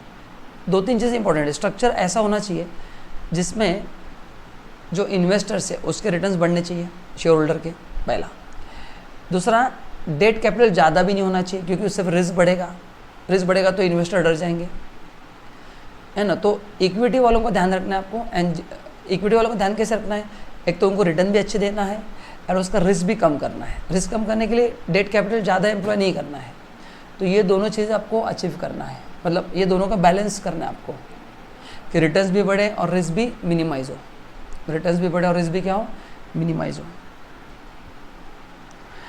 सो रिटर्न भी बढ़ना चाहिए और रिस्क भी मिनिमाइज होना चाहिए। तो ये कॉम्बिनेशन आपको अचीव करना है। और इसके लिए कैसे करना है, एकदम सिंपल तरीके बता दो। ये सब थ्योरेटिकली है। 100 रुपये में अलग अलग कैलकुलेशंस करना है जो अपन करेंगे कॉस्ट ऑफ कैपिटल में, कि कौन से कॉम्बिनेशन पे क्या क्या कॉस्ट आ रहा है। जहाँ पे कॉस्ट मिनिमम होगा, रिटर्न्स मैक्सिमम होंगे, वो कॉम्बिनेशन सिलेक्ट करना है। पूरे चैप्टर का आंसर एक ही है मेरा। देखो क्या क्या 5 फैक्टर्स दिए। How should the investment project be financed, उसको कैसे फाइनेंसिंग चाहिए, मतलब क्या, अगर आपको पैसा बहुत ज़्यादा चाहिए, मतलब कहाँ से फाइनेंस करना है। How should the investment project be finance, मतलब इसमें बहुत सारे फैक्टर्स हैं। फॉर एग्जांपल बताता हूँ, जैसे अगर मेरा नया कंपनी है ना, तो मेरे को कोई इक्विटी कैपिटल देगा नहीं, मेरे को पूरा पैसा बाहर से लाना पड़ेगा। तो ये कंपनी के कौन से स्टेज में, जैसे रिलायंस इतनी बड़ी पावरफुल कंपनी, वो जैसे चाहे वैसे पैसा रेस कर सकती है, क्योंकि लोगों का उनके ऊपर भरोसा है। तो ये मैनेजमेंट का भी कॉल है कि पैसा कहाँ से फाइनेंस करना है, इक्विटी से करना है या डेट से करना है। Does the way in which investment projects are finance matter, how does financing effect the share holder risk. हाँ, ये इंपॉर्टेंट, देखो बस एक ही चीज़ जो मैंने कहा था कि शेयर का रिस्क, रिटर्न एंड वैल्यू, ये तीनों का बैलेंस जहाँ पे होगा ना वो बेस्ट कैपिटल स्ट्रक्चर है। तो ये एक पॉइंट अगर एग्जाम में आ गया ना पूरा कवर हो गया। रिस्क का मतलब क्या है, ज़्यादा डेट कैपिटल इन्वॉल्व मत करो, रिटर्न्स उनके रिटर्न मैक्सिमाइज करो, एंड वैल्यू मतलब वैल्यू कैसे आता है, ऊपर मैंने बताया था value of equity plus value of debt, इससे फर्म का वैल्यू बढ़ता है। ये तीनों जिस कॉम्बिनेशन पे अचीव होगा वो अपने लिए सही जवाब है, बाकी ये कुछ पढ़ने की ज़रूरत नहीं है। तो ये कुछ खास पॉइंट नहीं था। नाउ अभी ये अच्छा पॉइंट आ गया है, attributes of well plan capital structure, मतलब एज अ फाइनेंस मैनेजर, अभी मैंने यहाँ तक आपको इंपॉर्टेंस बता दिया। एज अ फाइनेंस मैनेजर अगर आपको बोला गया कि भाई तू कंपनी का कैपिटल स्ट्रक्चर डिज़ाइन कर, अपने को 1000 करोड़ रुपए लेके आना है, तू बता कहाँ से कितना पैसा लेके आना है। तो एज अ फाइनेंस मैनेजर आप कौन से फैक्टर्स को दिमाग में रखोगे, and then you will advise the management. ये यहाँ पे दिया। तो आज तक अपन ने जो पढ़ा यहाँ तक, ये सबसे मेरे हिसाब से इंपॉर्टेंट चीज़ है कि ये आपको आगे जाके फ्यूचर में करना है, because you will be the CFO। तो आप जब कंपनी में टॉप पोजीशन पे जाओगे तो ये आपको फैक्टर डिसाइड करना है। तो कौन से फैक्टर पे डिसाइड होगा, पहला रिटर्न्स। ऑब्वियसली रिटर्न्स कैसे होने चाहिए, आप ऐसा कैपिटल डिजाइन करो जिसमें रिटर्न्स मैक्सिमाइज होंगे। तो शेयर होल्डर रिटर्न्स कैसे निकालते आपको पता है। रिस्क ज़्यादा डेट कैपिटल एम्प्लॉय किया तो रिस्क बढ़ेगा, तो डेट कैपिटल भी चाहिए बट वो ऑप्टिमम चाहिए, इतना चाहिए कि रिस्क भी कम रहेगा और रिटर्न्स भी बढ़ेंगे। रिस्क कम रिटर्न ज़्यादा, रिस्क कम रिटर्न ज़्यादा, ये 2 पॉइंट दिमाग में ध्यान में रखो। तीसरा फ्लेक्सिबिलिटी। फ्लेक्सिबिलिटी का मतलब क्या है, फ्लेक्सिबिलिटी का मतलब है कि स्ट्रक्चर ऐसा होना चाहिए कि कंपनी जब चाहे पैसा रेस कर सकते हैं, एंड उसका कॉम्पोजिशन भी चेंज कर सकते हैं डिपेंडिंग अपॉन मार्केट रिक्वायरमेंट। देखो, the capital structure should be flexible, it should be possible for company to adopt its capital structure with minimum cost and delay if warranted by the change situation. It should also possible for company to provide fund whenever needed to finance profitable activity। मतलब क्या है, flexibility का मतलब क्या है कि capital structure ऐसा होना चाहिए कि मैं जब चाहे उतना पैसा रेस कर सकता हूँ, है ना। मैंने बैंक को लोन के लिए अप्लाई किया तो मैं जब चाहे जितना पैसा रेस कर सकता हूँ, इक्विटी से भी कर सकते हैं। तो फ्लेक्सिबिलिटी का मतलब क्या है कि सपोज एक सडनली एक प्रॉफिटेबल एक्टिविटी आ गया कि इस प्रोजेक्ट में बेटर रिटर्न्स है, तो you should be able to raise required capital, तो उसको बोलते हैं flexibility. Even that combination, if you want to change, you want to reduce debt capital and you want to increase equity capital, वो भी होना चाहिए। बट कैपिटल इंक्रीज कब कर सकते हैं, अगर पूरे इशू नहीं करेंगे। तो अगर इक्विटी कैपिटल पूरा इशू कर चुके हैं तो फिर आपको डेट कैपिटल में ही जाना पड़ेगा। So that is called as a flexibility. मैं डायग्राम बना के देता हूँ। नेक्स्ट क्या है, कैपेसिटी। कैपेसिटी का मतलब है डेट कैपेसिटी, मतलब कंपनी कितना पैसा बोरो कर सकती है, उससे ज़्यादा बोरो नहीं करना है। मतलब क्या है, अगर आपने ज़्यादा पैसा बोरो किया, सुनो क्या होगा, उसका इंटरेस्ट कॉस्ट बढ़ेगा, फिक्स कॉस्ट बढ़ेगा, एंड उतना अगर प्रॉफिट नहीं रहेगा तो फिर आप फिक्स कॉस्ट कहाँ से पे करोगे। अपन एक फॉर्मेट पढ़ा, अगर आपको याद है तो, मतलब आपने पढ़ा रहेगा, sales minus variable cost is equal to contribution, and contribution minus fix cost is equal to profit, जिसको हम यहाँ पे EBIT बोल सकते हैं। तो अगर कंट्रीब्यूशन फिक्स कॉस्ट बढ़ेगा तो कंट्रीब्यूशन पे प्रेशर आता है। तो भी उनका कहना है कि डेट मिनिमम होना चाहिए, मतलब जितना चाहे उतना ही रेज करो। एंड कंट्रोल का मतलब क्या है, अगर आपने ज़्यादा डेट कैपिटल लिया ना, फॉर एग्जांपल आपने HDFC का फाइनेंस ज़्यादा लिया है, जैसे मेरी कंपनी है, एज्यूम करो 20 रुपये मेरा खुद का है, 80 रुपीज़ मैंने HDFC से फाइनेंस किया है, तो HDFC कंडीशन डाल सकते हैं कि भाई तुम्हारा 80 रुपीज़ मेरा है, तो मेरा एक डायरेक्टर तुम्हारे कंपनी पे रहेगा, इंडिपेंडेंट डायरेक्टर, जो कंपनी को कंट्रोल करेगा, उसको बोलते हैं लॉस ऑफ कंट्रोल, क्योंकि जिसका पैसे ज़्यादा लेंगे आपने को उसका सुनना पड़ेगा। तो better to have your own funds, subject to profit भी बढ़ना चाहिए। तो ये क्लोज डील कंपनी के लिए हो सकता है, करेक्ट ना। तो ऐसा, the owners of close deal company are particularly concern about the dilution of control. तो अगर आप ज़्यादा बाहर से पैसा लाओगे तो आपका कंट्रोल उनके हाथ में जाएगा। तो ये 5 फैक्टर आपको ध्यान में रखना है वेल प्लान कैपिटल स्ट्रक्चर के लिए। तो लिखो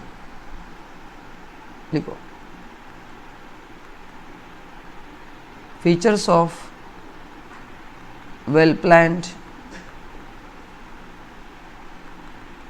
कैपिटल स्ट्रक्चर।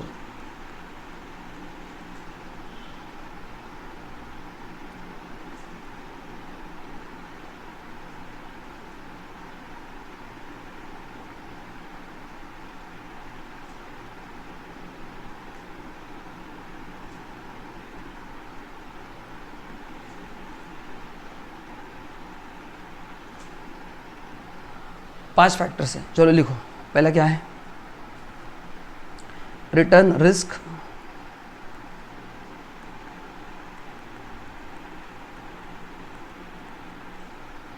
लास्ट कंट्रोल था,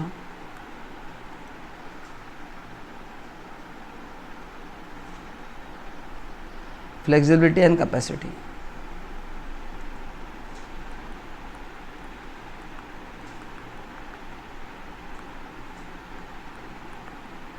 अब ये तो बुक में दिया है, अभी इसके नीचे के पॉइंट्स अगर आप लिख सकते हो, है ना, तो इंपॉर्टेंट है। अभी कंट्रोल का मतलब क्या हो सकता है यहाँ पे? चलो अभी आप लिखो, 1 मिनट देता हूँ, देखो आप लिख सकते हैं क्या? Try to write your own point. इसका फ़ायदा क्या होगा, आपको बाद में नोट्स पढ़ने की ज़रूरत नहीं पड़ेगी, एंड आपने खुद का चार्ट रेडी कर दिया, खत्म बात। उतने पॉइंट ध्यान में रखना है। चलो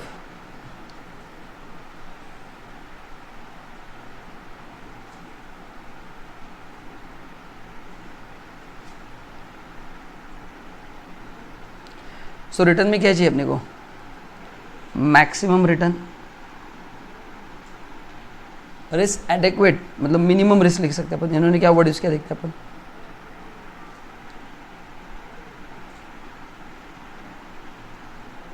रिस्क मिनिमम होनी चाहिए।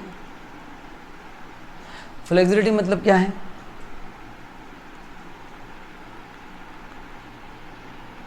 एबिलिटी टू रेज फंड्स, जब चाहे तो अपन उसको रेज कर सकते हैं पैसे को। कैपेसिटी,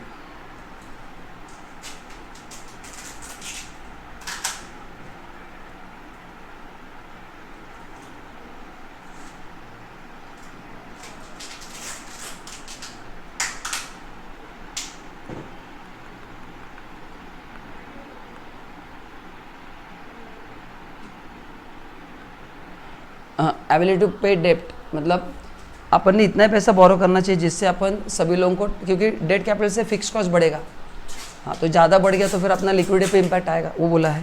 एंड कंट्रोल मतलब लॉस ऑफ कंट्रोल हो सकता है। कैसे? अगर आपने बाहर का कैपिटल ज़्यादा लिया तो अपना ओनरशिप उनके हाथ में जा सकता है। तो ये 5 चीज़ें आपको ध्यान में रखना है। And so this 5 factors will help you to decide ideal capital structure.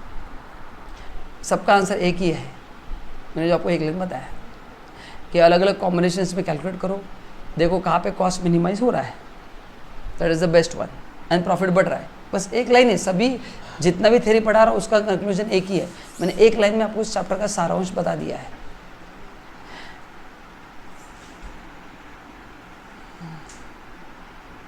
ना अभी एक सिंपल पॉइंट है, फटाफट बता देता हूँ। Designing of a capital structure. अभी डिजाइनिंग मतलब ये कॉम्बिनेशन डिसाइड करते समय कौन से पॉइंट्स एज अ मैनेजमेंट आपको ध्यान। पहला, इट शुड बी फंक्शनल। मतलब क्या है? The design should create synergy with in the long term strategy of the firm and should not be dysfunctional. मतलब क्या है? फंक्शनल का मतलब क्या है कि आप जो बोल रहे हैं वो पॉसिबल होना चाहिए। मतलब आपने कहा कि नहीं मैं पूरा ओनर का कैपिटल लाऊंगा या पूरा डेट कैपिटल लाऊंगा, ये आपने डिसाइड किया कि एक कॉम्बिनेशन रखेंगे, चलो इतना ओनर्स कैपिटल इतना डेट कैपिटल, है ना। You will fix some combination, या तो पूरा इक्विटी या तो पूरा डेट, या आइडियल इज बोथ। अभी जब मैं बोथ बोलता हूँ ना कि इक्विटी से इतना लाऊंगा डेट से इतना लाऊंगा, जब भी आप डेट कैपिटल लाते हैं ना, आपके पास डेट रीपेमेंट करने के लिए लिक्विडिटी भी होना ज़रूरी है ना। फॉर एग्जाम्पल मैंने लोन लिया बैंक से, मेरा एक पास बिल्डिंग है 1 करोड़ रुपए का, उसके मैंने 40 लाख का लोन लिया, लेकिन मेरे को लोन मिलेगा नहीं क्योंकि मेरा रीपेमेंट कैपेसिटी ही नहीं है। मेरा रिटर्न में इनकम 2 लाख दिख रहा है, अभी मैं 40 लाख का ईएमआई कहाँ से भरूंगा।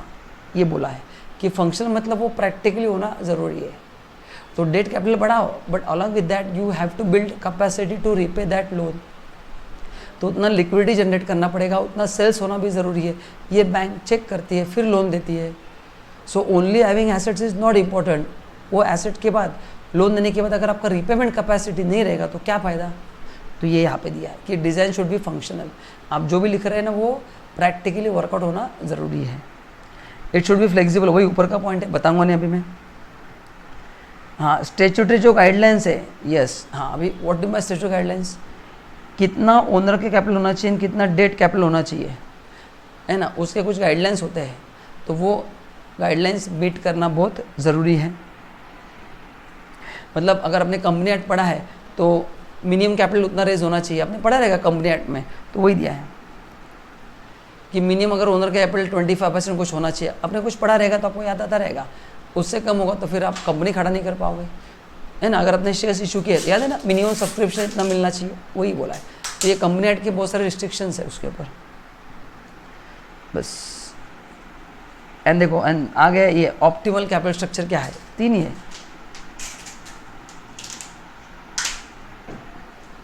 Optimal capital structure deals with the right mix of debt and equity. What is right in long term capital structure firm? According to this, if company takes on debt, the value of firm increases up to certain point, beyond that the value of firm will decrease।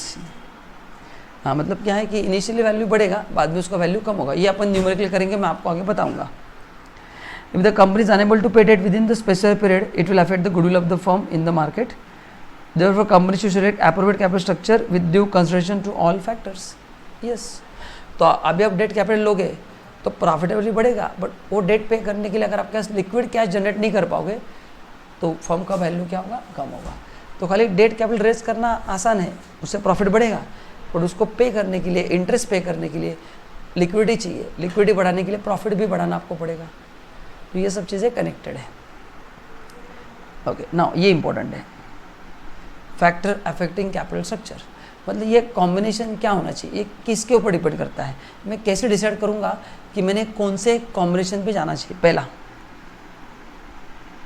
Cash flow position, बहुत simple है। सुनो, मेरा company है और मेरे company में product में margin बहुत कम है। हमें मार्जिन कम होने की वजह से मेरे पास लिक्विडिटी बहुत कम रहता है। जैसे एग्जाम्पल दूंगा आपको, मोबाइल रिचार्ज, जो लोग मोबाइल रिचार्ज करते हैं उनको हार्डली 1% कमीशन मिलता है। तो उनका टर्नओवर 2 करोड़ भी रहेगा साल का, 2 करोड़ का 1% 2 लाख रुपए ही मार्जिन है। तो टर्नओवर बड़ा है but liquidity is very less, तो उनके लिए ज़्यादा बोरोड कैपिटल लेना सजेस्ट नहीं करता है, क्योंकि रीपे कहाँ से करेंगे, वही दिया है। तो जिनका कैश फ्लो पोजीशन अच्छा है उन्हें ही डेट कैपिटल पे जाना चाहिए, because it required more cash. तो if your cash flow position is poor then you should not go for debt capital, and if cash flow position better है तो you should go for debt capital, क्योंकि उसको repayment कहाँ से करेंगे, है ना। तो अगर डायग्राम हम बनाएंगे इसका, अच्छा डायग्राम बाद में बनाते हैं क्योंकि बहुत बड़ा है, इसमें बहुत सारे पॉइंट्स हैं। दूसरा, इंटरेस्ट कवरेज रेशो।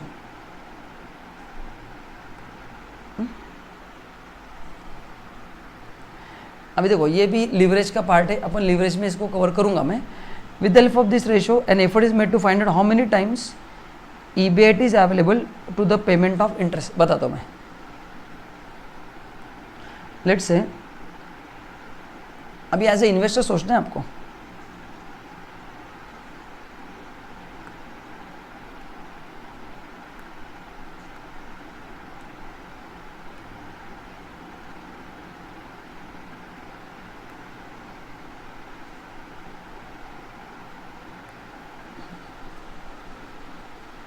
देखो लेट्स से ये है ए लिमिटेड,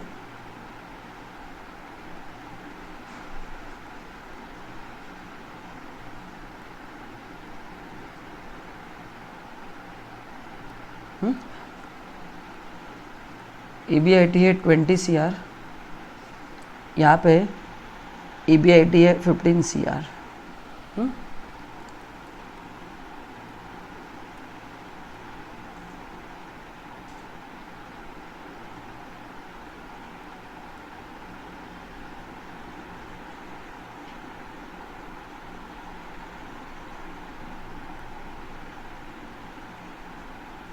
एक मिनट, यहाँ पे अपन लेंगे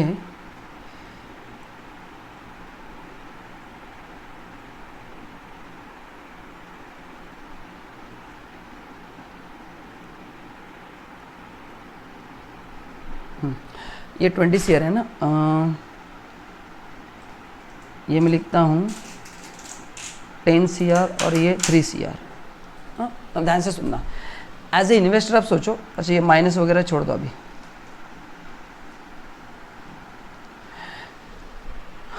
अभी इंटरेस्ट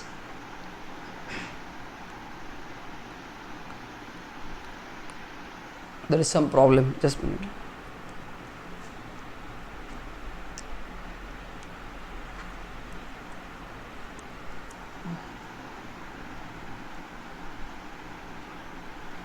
इंटरेस्ट कवरेज रेशो।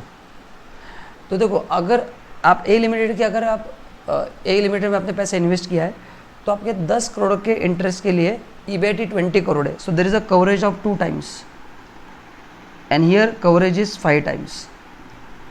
तो बताओ एज अ लेंडर आपने कंपनी को पैसा दिया ना, आपके लिए कौन सा कंपनी सेफ ज़्यादा है? इसको अपन रैंक 1 करेंगे, इसको रैंक 2 करेंगे। तो अगर मेरे को इन कंपनी को फाइनेंस करना है मैं बी को पहले करूँगा, क्योंकि मेरे 3 करोड़ देने के लिए उनके पास 15 करोड़ है, so there is a 5 time coverage and यहाँ पे 2 टाइम कवरेज। तो यहाँ पे इनका सेल्स थोड़ा भी कम हो गया तो this A limited will not be in position to pay your fix cost, मतलब इंटरेस्ट। बट ये कंपनी का क्वेश्चन ज़्यादा है, पहले प्रॉफिट कम है but question is more important, तो इसको बोलते हैं इंटरेस्ट कवरेज रेशो। तो जितना रेशो हायर रहेगा उतना आपके लिए ज़्यादा सेफ्टी है, जितना रेशो कम होगा it's a more risk for a investor जो पैसा दे रहा है कंपनी को वो। तो this is called as a interest coverage ratio. आप चाहे तो उसको लिख कर रखना। तो higher the ratio better for you as a lender. तो ओवरऑल प्रॉफिट ए का ज़्यादा है, लेकिन एज ए लेंडर आपके लिए क्वेश्चन बी लिमिटेड ज़्यादा दे रहा है, तो you should go and give money to be limited rather than a limited.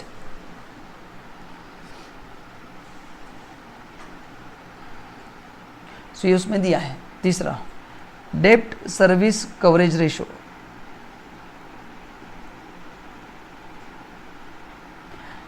The ratio removes the weakness of ICR. ICR अपन देखा interest coverage ratio. This shows the cash flow position of company. The ratio tells us how the cash payment to be made. For example, preference dividend, interest, debt, capital, and the amount of cash available. Better the ratio, better the capacity of debt payment. हाँ, मतलब क्या है बताता हूँ। अभी इसमें अपन ने क्या देखा, इसमें देखा कि B limited is better because interest coverage जो 5 टाइम्स है, agreed, no doubt. But 5 times तो ईबीआईटी है, बट एक्चुअली कितना कैश आएगा, क्योंकि देखो एक्चुअल पेमेंट तो कैश में से होगा। तो अगर एक कंपनी का कैश पोजीशन अच्छा है तो a will be in better position to repay the interest cost rather than be limited, वो रेशो है। तो नाम देखो क्या है, डेट सर्विस। डेट सर्विस मतलब आपके पास कितना कैश और कितना इंटरेस्ट है। तो इंटरेस्ट टू कैश जितना रेशो बेटर रहेगा उतना आपके पास लिक्विडिटी ज़्यादा रहेगा, उतना आपके लिए सेफ रहेगा। वही दिया देखो, this ratio tells about cash payment to be made to preference dividend, interest and debt repayment, मतलब कितना कैपिटल देना है, कितना इंटरेस्ट देना है, कितना डिविडेंड देना है प्रेफरेंस को, and the amount of cash available. तो cash available to this fix component cost कि जो हर साल आपको देना ही है। तो जिस कंपनी का ये बेटर रहेगा, ये बेटर है, मतलब यहाँ पे फोकस कैश पे लाया गया है। तो जितना आपके पास लिक्विडिटी ज़्यादा रहेगा वो कंपनी बेटर है। ऊपर के इसमें फोकस ईबीआईटी पे लाया गया है। तो ये अलग अलग तरह के एनालिसिस है, वो एनालिसिस ईबीआईटी के हिसाब से किया है, ये कैश के हिसाब से किया है। रिटर्न ऑन इन्वेस्टमेंट ऑब्वियसली ये भी इंपॉर्टेंट है। The greater return investment company increases the capacity to utilise more debt capital. Returns कितने देखना, अगर रिटर्न ज़्यादा है, आप जिस प्रोजेक्ट में इन्वेस्ट कर रहे हो रिटर्न ज़्यादा है तो आप बाहर से पैसा ले सकते हो, लेकिन रिटर्न कम है तो फिर इक्विटी कैपिटल रेज करना पड़ेगा। क्योंकि एज अ ओनर मैं अगर किसी कंपनी का ओनर हूँ तो मैं प्रॉफिट लॉस दोनों सहन करूँगा, लेकिन अगर मैंने आपको लोन दिया है तो मेरे को तो रिक्वायर्ड रेट ऑफ रिटर्न चाहिए। फॉर एग्जांपल मैं प्रोजेक्ट में इन्वेस्ट कर रहा हूँ, उस पर रिटर्न 14% है, कितना है 14%, एंड मेरा कॉस्ट ऑफ बोरिंग अगर 16% है तो मतलब ही नहीं है। फिर मेरे को इक्विटी में जाना पड़ेगा, क्योंकि इक्विटी मतलब ओनर है, मैं जितना भी डिविडेंड दूंगा वो एडजस्ट कर लेंगे, because for equity there is no fix rate of dividend. तो मेरा प्रॉफिट कम भी हुआ तो भी वो सुखी रहेंगे, एंड ज़्यादा हो तो भी सुखी रहेंगे, एंड लॉस हो गया तो भी सुखी रहेंगे। सुखी मतलब ऑप्शन नहीं है। बट डेट कैपिटल में ऐसे नहीं होगा, मेरे को उनको फिक्स रेट ऑफ इंटरेस्ट देना ही पड़ेगा। तो रिटर्न ऑफ इन्वेस्टमेंट कम रहेगा ना, तो इक्विटी कैपिटल एम्प्लॉय करना बेटर है, क्योंकि इतना अपन डेट कॉस्ट पे नहीं कर पाएंगे, ये उसका कहना है। कॉस्ट ऑफ डेट भी इंपॉर्टेंट है। अगर डेट का कॉस्ट ज़्यादा है तो अपन कम बोरो करेंगे, डेट का कॉस्ट सस्ता है तो अपन ज़्यादा लेके आ सकते हैं, सिंपल लॉजिक है। अच्छा, ये तो पढ़ने की बात है, ये डिपेंड किसके ऊपर रहता है, ये कंपनी के ऊपर भी डिपेंड रहता है। अगर कंपनी का बैकग्राउंड स्ट्रांग है, जैसे कंपनी लाइक रिलायंस, अगर रिलायंस मार्केट में जाती है लोन लेने के लिए और मैं लोन लेने के लिए जाता हूँ, तो naturally bank will give more benefit to Reliance, क्योंकि रिलायंस का गुडविल अच्छा है, रिलायंस का रीपेमेंट कैपेसिटी स्ट्रांग है, मैं छोटा बिजनेसमैन हूँ। तो ध्यान में रखना, अगर आपका नाम एस्टेब्लिश नहीं रहेगा ना, तो you have to depend more on equity capital rather on debt capital, because debt capital involves risk. Equity में रहता है बट डेट कैपिटल में कम है। इक्विटी मतलब ओनर रहता है, उसको पता ही रहता है सब। तो यहाँ पे दिया है, तो डेट का कॉस्ट अगर ज़्यादा है तो उसका परसेंटेज कम होगा, एंड डेट का कॉस्ट कम है तो एम्प्लॉयमेंट ज़्यादा रहेगा, लॉजिकल है। टैक्स रेट्स अफेक्ट करते हैं। अच्छा, टैक्स रेट अफेक्ट किसके लिए करेंगे? डेट के लिए, क्योंकि टैक्स रेट अगर ज़्यादा है, देखो मैं आपको तो टैक्स रेट का मतलब क्या, ध्यान से सुनना। लेट्स से मैं एक एग्जांपल देता हूँ।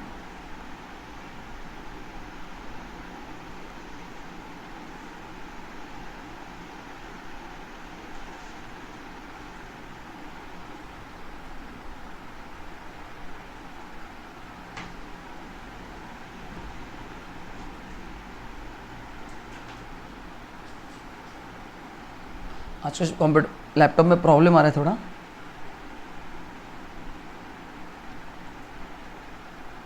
देखो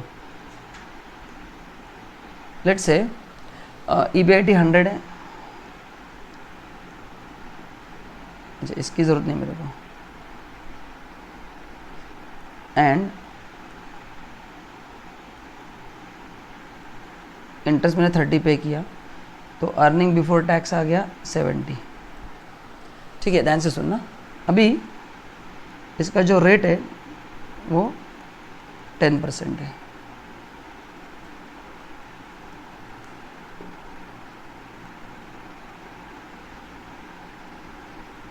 देखो मैंने 10% से लोन लिया एंड मैं 30 रुपीज़ दे रहा हूँ। कितना दे रहा हूँ? 30 रुपीज़। ठीक है, अभी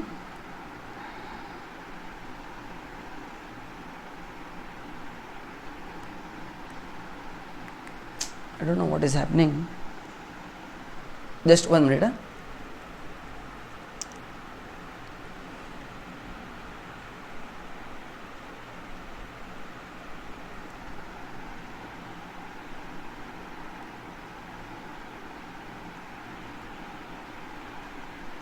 इसमें से टैक्स पे होगा 21, तो कितना आएगा फिर ये आएगा 49 रुपीज़। अभी ध्यान से सुनना। अभी ये इंटरेस्ट 10% है। जब मेरा इंटरेस्ट 10% है तो 30 रुपीज़ दिया, बट उसके से मेरा टैक्स 30% से कम हो गया, तो उसका जो कॉस्ट ऑफ बोरोइंग है वो 1 - T है। क्योंकि जब मैं 10% इंटरेस्ट देता हूँ रेट, तो उसमें मेरा 30% टैक्स बचता है। तो 10 टैक्स रेट 30% 0.3, तो मेरा इफेक्टिव बोरिंग रेट जो आता है वो 7% आता है। दिखने के लिए मैंने 10% से लोन लिया है, बट वो इंटरेस्ट जो मेरा P&L में डेबिट होता है उससे मेरा टैक्स 30% बचता है, उससे मेरा टैक्स 30% बचता है। मतलब ये जो 10% इंटरेस्ट है उसके से मेरा 30% टैक्स बच रहा है, मतलब मेरा नेट इंटरेस्ट रेट 7% है। ये वहाँ पे लिखा है। तो अगर टैक्स रेट हायर रहेगा तो आपका इंटरेस्ट इफेक्टिव कॉस्ट बोरिंग जो कम होता है। तो इसका फॉर्मूला है इंटरेस्ट इंटू ब्रैकेट 1 - T। ये अब हम पढ़ेंगे कॉस्ट ऑफ कैपिटल में। जो मैंने आपको कहा ना, एक्चुअली चैप्टर पहले होना चाहिए था, but I don't know institute ने सीक्वेंस क्यों बदल दिया। एक्चुअली सीक्वेंस करेक्ट नहीं है, बट एनीवे इंस्टीट्यूट ने दिया है, माई बाप ने दिया, अपन फॉलो कर रहे हैं। तो ये मैं आपको सब पढ़ाने वाला हूँ कि कॉस्ट कैसे निकालते हैं। अभी मैंने फॉर्मूला नहीं लिखा है, सिंपल लॉजिक लिखा है। तो ये उनका कहना है कि इफेक्टिव कॉस्ट ऑफ बोरिंग कम रहेगा अगर इंटरेस्ट रेट ज़्यादा रहेगा। तो देखो, the rate of tax affect cost of debt. If the rate of tax is high the cost of debt decreases, जो अभी बताया है ना। तो वही दिया। कॉस्ट ऑफ इक्विटी कैपिटल मतलब क्या? Dividend. The cost of equity capital means expectation of share holder from the company. अच्छा, याद करो पहला चैप्टर अपन ने पढ़ा था, मैंने आपको कहा था कि risk free return plus risk taken by investor, beta factor मैंने कहा था, उसको बोलते हैं एक्सपेक्टेशन ऑफ शेयर होल्डर। तो शेयर होल्डर को कितना पैसा मिलना चाहिए? बोलो कितना मिलना चाहिए शेयर होल्डर को पैसा? मार्केट में अगर एफडी का रेट 8% है वो, प्लस उन्होंने आपके कंपनी में इन्वेस्ट किया है, उसके लिए रिस्क लिया, उसका 3%, ऐसे मैंने चैप्टर 1 में कहा था, तो 11%। तो अभी आप देखो कि आपके प्रोजेक्ट से कितने रिटर्न्स आने वाले हैं. It is affected by the use of debt capital. If the debt capital utilise more, it will increase the cost of equity capital. The simple reason for that, greater the use of debt capital increases the risk of equity. तो debt capital ज़्यादा आएगा तो equity का risk बढ़ेगा, and जितना equity का risk बढ़ेगा they will be more demanding. वो बोलेंगे भाई तुम्हारे कंपनी में डेट कैपिटल ज़्यादा है, हमारा रिस्क बढ़ रहा है तो हमको ज़्यादा रिटर्न चाहिए. तो डेट कैपिटल से ऑन वन साइड प्रॉफिट बढ़ता है, ऑन सेकेंड साइड इक्विटी का रिस्क बढ़ता है, क्योंकि you depend more on borrowed capital and equity का रिस्क बढ़ेगा, so they will expect more return. इन दोनों का आपको बैलेंस स्ट्राइक करना है, एंड ये काम है फाइनेंस मैनेजर का. तो इसलिए मैंने आपको वन लाइन डेफिनेशन बताया था कि what is the right capital structure which will minimise the cost of boring for company, हो गया, and which will maximise returns to the share holder. ये दो जहाँ पे आप अचीव कर सकते हैं, that is the right thing. Therefore use of debt capital can be made only to limited, इसलिए वो लिमिटेड यूज़ करना चाहिए. वही दिया है. आगे फ्लोटेशन कॉस्ट. ना फ्लोटेशन कॉस्ट का मतलब क्या है कि ये जब आप सिक्योरिटी इशू करते हो उसके खर्चे. This cost are expense which are incurred while issuing securities, equity capital, preference capital, debenture. This include commission of underwriting, brokerage, statutory expense. Correct ना. तो डेट कैपिटल का कॉस्ट कम रहता है, इक्विटी का कॉस्ट ज़्यादा रहता है हमेशा, क्योंकि सेबी के कंप्लायंसेस करने पड़ते हैं, कंपनी एक्ट के बहुत सारे कंप्लायंसेस है, तो उसमें कॉस्ट ज़्यादा लगता है. रिस्क. अब इसमें दो तरह के रिस्क है. पहला है ऑपरेटिंग बिजनेस रिस्क, दूसरा है finance. What is operating risk? जो अगर आप आपके फिक्स खर्चे नहीं निकल पाए वो. This refers to risk of inability to discharge permanent operating cost. Fix cost पे ही नहीं कर पाएंगे तो, और इसमें अगर इंटरेस्ट और बढ़ गया तो रिस्क बढ़ता है. And what is financial risk? अच्छा देखो, ऑपरेटिंग मतलब क्या है? Rent of building, payment of salary, insurance, installment, ये ऑपरेटिंग एक्सपेंस है. एंड फाइनेंशियल रिस्क मतलब interest cost. This refers to inability to pay fix financial payment like interest, preference dividend, return on debt capital as promised by the company. The total risk depends on the both of these types of risk. If operating risk business is less, financial risk can be faced. मतलब अगर ये कम रहेगा तो ये आप ज़्यादा पे कर सकते हैं, ये ज़्यादा रहेगा तो ये कम पे, मतलब इस पे प्रेशर आएगा. तो ये दोनों फिक्स कॉस्ट है ना. तो अगर ऑपरेटिंग खर्चे आपके बढ़ गए तो you will have less money to pay financial cost, and operating profit better है, then you will have less money, you will have more money to pay financial cost. तो ये आपको बैलेंस ट्रैक करना है. मतलब कंपनी का जो rent है, जो सैलरी है, वो अगर कम नहीं किया तो वो भी फिक्स कॉस्ट है. वो कम नहीं किया तो ये अपने जो बाहर से पैसा लाया है उनको देने के लिए अपने पास कम पैसा हो जाएगा, तो इससे उनका रिस्क बढ़ेगा फिर इनका, जिन्होंने पैसा दिया है. करेक्ट ना. तो अगर ऑपरेटिंग रिस्क रहेगा तो we can pay financial risk अपन ज़्यादा अच्छे से पे कर सकते हैं. देखो, if the company's operating risk in business is less, financial risk can be faced. मतलब आप उसको आराम से पे कर सकते हो, लेकिन दोनों ज़्यादा है तो डेंजर होगा. फिर कैसे पे करेंगे? फ्लेक्सिबिलिटी मैंने बता दिया है, ये एक ही पॉइंट रिपीट हुआ है. कंट्रोल मैंने बता दिया है कि अगर ज़्यादा बोरोड कैपिटल लिया तो अपना डिपेंडेंस उनके ऊपर ज़्यादा होता है, तो वो सेम पॉइंट आप पढ़ लेना. रेगुलेटरी फ्रेमवर्क चेक करने पड़ते हैं. यस, अगर आप ओनर्स कैपिटल इशू करते हो, इक्विटी कैपिटल, तो वहाँ पे गवर्नमेंट के सेबी के नॉर्म से, कंपनी एक्ट के नॉर्म से बहुत सारी चीज़ें आपको देखनी पड़ती है. डेट कैपिटल में कंपेरेटिवली कम है. स्टॉक मार्केट कंडीशन, यस, ये भी इंपॉर्टेंट है, क्योंकि अगर आप पब्लिक से पैसा ला रहे हैं तो स्टॉक मार्केट में आपका वैल्यू कम हो गया तो अगेन कंपनी का वैल्यू क्या होगा? कम होगा. तो ये बहुत बड़ा रिस्क है. जब आप इक्विटी कैपिटल पब्लिक से लाते हो तो स्टॉक मार्केट में जो भी फ्लक्चुएशंस होंगे उसका इम्पैक्ट आपके कंपनी के वैल्यू पे होता है. जैसे इंडिया में हुआ था, न्यूयॉर्क स्टॉक एक्सचेंज में बॉम्ब गिर गया, यहाँ पे स्टॉक मार्केट कोलैप्स हो गया. देखा जाए तो कंपनी का परफॉर्मेंस कम नहीं हुआ है, जैसे भी कोरोना इफेक्ट. अब इसमें कंपनी की गलती नहीं है, बट वो बिजनेस ही बंद हो गया, इसलिए कंपनी का वैल्यूएशन क्या हो रहा है? कम हो रहा है.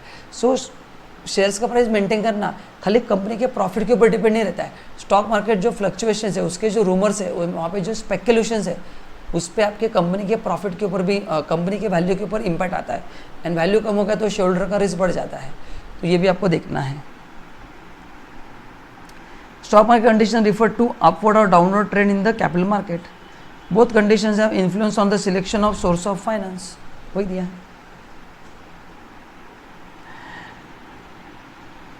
When market is dull, investors are mostly afraid of investing in share market due to high risk.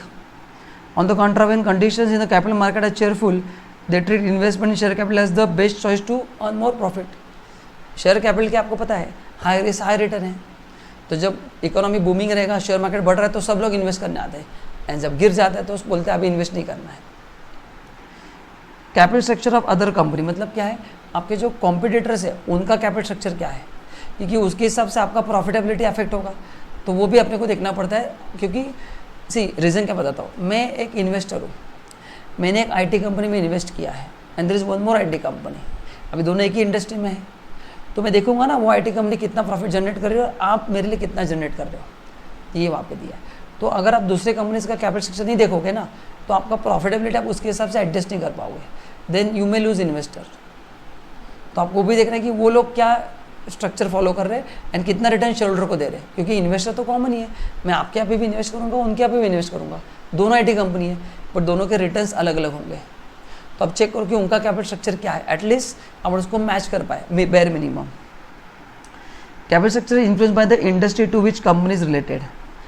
All companies related to given industry produce almost similar product. Their cost of productions are similar. They depend ideally on technology. They have similar profitability. Hence the pattern of their capital structure is almost similar. तो ये company के ऊपर भी depend रहता है। Because of this fact there are different debt equity ratio available. तो ये industry के ऊपर भी डिपेंड रहता है कि कौन सा डेट कैपिटल आपके लिए फॉलो करना है, करेक्ट ना। फॉर एग्जाम्पल होटल इंडस्ट्री में there is no credit sales, पूरा पैसा कैश में आता है, तो उनके लिए डेट कैपिटल कम रहता है, खुद का पैसा ही ज़्यादा रहता है, एंड वहाँ पे प्रॉफिट मार्जिन भी ज़्यादा है, करेक्ट है, क्योंकि वहाँ पे क्रेडिट सेल्स है ही नहीं। अब पता होटल में आपको क्रेडिट मिलता है क्या, नहीं, पूरा पैसा कैश में देना पड़ता है, तो वो कैश रेज इंडस्ट्री है, तो उनका कैपिटल स्ट्रक्चर का कॉम्बिनेशन अलग रहेगा, उनका खुद का पैसा ज़्यादा रहता है, बोरो कैपिटल रहता है बट कम रहता है, क्योंकि उनका प्रॉफिटेबिलिटी इतना हाई रेट पर रहता है। होटल इतने महंगे रहते हैं, आपको पता है 10 रुपये की चीज़ वहाँ पे 100 रुपये में मिलती है, तो उनका प्रॉफिटेबिलिटी हाई रहता है, तो प्रॉफिट आ रहेगा तो फिर आपका खुद का कैपेसिटी ज़्यादा बेटर रहता है, तो ये भी इंपॉर्टेंट है। So these are the 14 factors जिस पे आपका कैपिटल स्ट्रक्चर क्या होता है डिपेंड रहता है। चलो चलो तो लिखो फटाफट।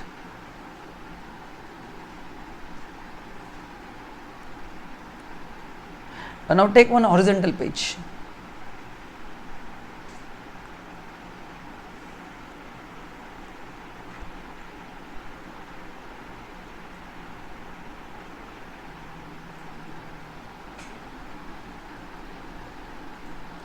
है ना, क्या लिखना है आपको, factors affecting capital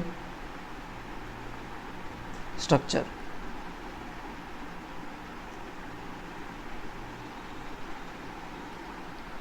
factors affecting capital structure.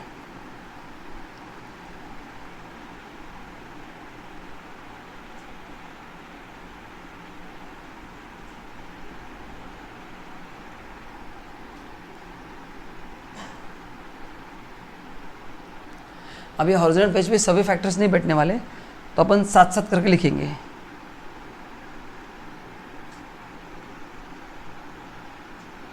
And नीचे भी कुछ फैक्टर लिखेंगे।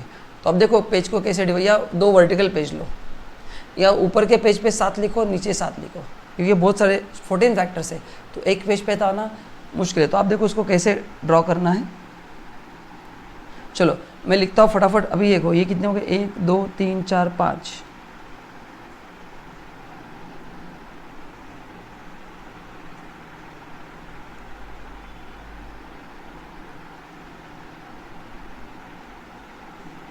छः 7, ठीक है, हो गए। 1 2 3 4 5 6 7, और नीचे अपन 7 लिखेंगे, थोड़ा एडजस्ट करके लिखना पड़ेगा। पहला क्या है, cash flow position.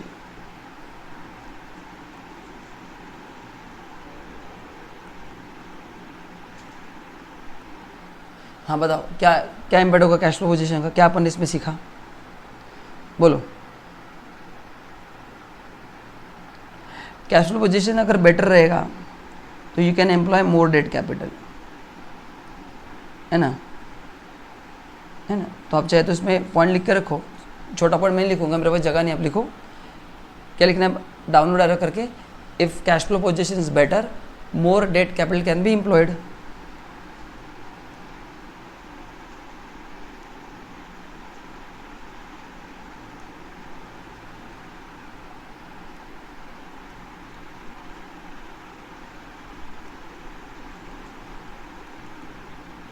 More debt capital can be employed, क्योंकि कैश फ्लो बेटर रहेगा तो इंटरेस्ट पे करने के लिए पैसे ज़्यादा बचता है। दूसरा इंटरेस्ट कवरेज रेशो,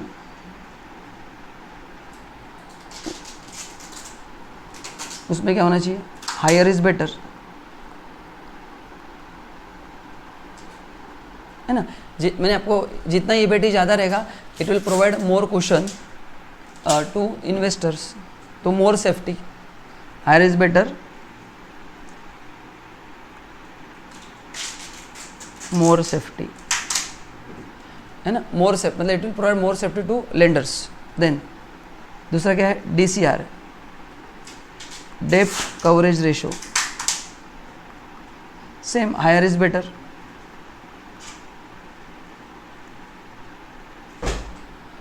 डेट मतलब कितना कैश आपके पास है टू पे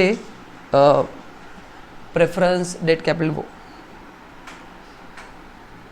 ICR प्रॉफिटेबिलिटी से लिंक करता है, DCR कैश फ्लो से कंपेयर करता है, राइट ना। तो अगर यहाँ पे आपको लिखना है ना, so this is link with EBIT and this is link with cash. ये EBIT के बेसिस पे कैलकुलेट होता है, ये कैश के बेसिस पे कैलकुलेट होता है। नेक्स्ट क्या है, return on investment and cost of debt, simple point है।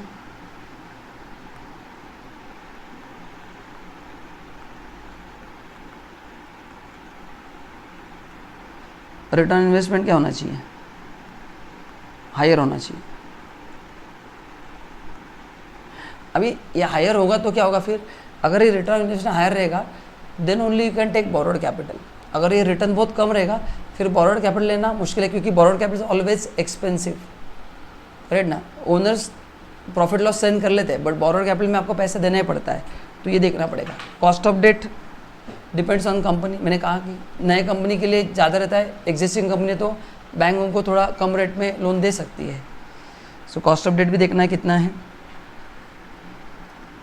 Tax rate, cost of equity capital, tax rate, cost of equity capital. अच्छा, टैक्स रेट में क्या आपने देखा, टैक्स रेट अगर हायर रहेगा तो it is better to borrow borrowed capital, है ना, टैक्स रेट जिसको बोलते हैं। ये हो गए अपने 7 फैक्टर्स। चलो अभी नीचे आप 7 ड्रॉ करो, ये मैंने 7 बना दिए, बाकी क्या आपको ड्रॉ करना है, बोलता हूँ कैसे। अब इसमें आपका एक एक पॉइंट जोड़ सकते हैं। चलो नेक्स्ट लिखो, flotation cost. What is flotation cost, amount required for issue of capital, वो इंपॉर्टेंट है। नेक्स्ट डायग्राम बनाओ, flotation cost,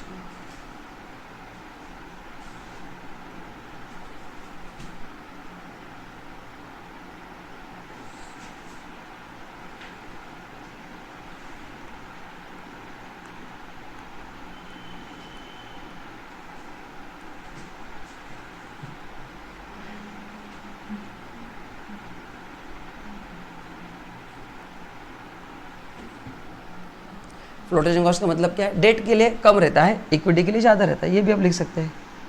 for debt it is less, for equity it is on higher side. उसके बाद क्या है नेक्स्ट,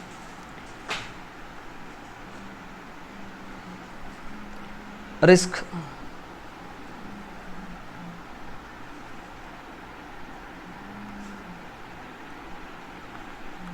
रिस्क में 2 है, one is operating and one is financial. So financial मतलब क्या, डेट कॉस्ट, एंड ऑपरेटिंग में कौन सा cost, rent, salary, other fix expense. तो ये अगर ऑपरेटिंग ज़्यादा रहेगा खर्चा तो फिक्स कॉस्ट पे करने के लिए प्रेशर आएगा, करेक्ट ना। तो ये दोनों कम होना ही बेटर है। तो ये एक दूसरे के ऊपर डिपेंड है। अगर ऑपरेटिंग खर्चा कम रहेगा तो फिक्स कॉस्ट पे करना इंटरेस्ट वाला इजी रहेगा, finance cost not fix cost. और अगर ऑपरेटिंग खर्चे ज़्यादा रहेंगे तो फिनेंस कॉस्ट पे करने के लिए कंपनी को प्रेशर आएगा, उतना कैश फ्लो होना ज़रूरी है। Then flexibility, control, regulatory framework, वो लिख देना, सिंपल है। आप लिख दो आगे रेगुलेटरी फ्रेमवर्क हमने बता दिया आपको, बाकी के पॉइंट आप लिख सकते हैं, वो सिंपल है। Capital structure of other companies, इतना आपको देखना है, ठीक है।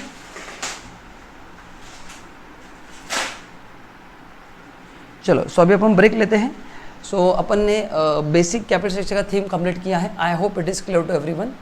एक बार इसको सभी डायग्राम को रिवाइज करना है, ये डायग्राम आपको कंप्लीट करना है एंड फिर अगले लेक्चर में अपन इसके अभी कैलकुलेशंस पढ़ने वाले हैं, ठीक है। चलो so thank you so much, मिलते हैं अपन अगले लेक्चर में।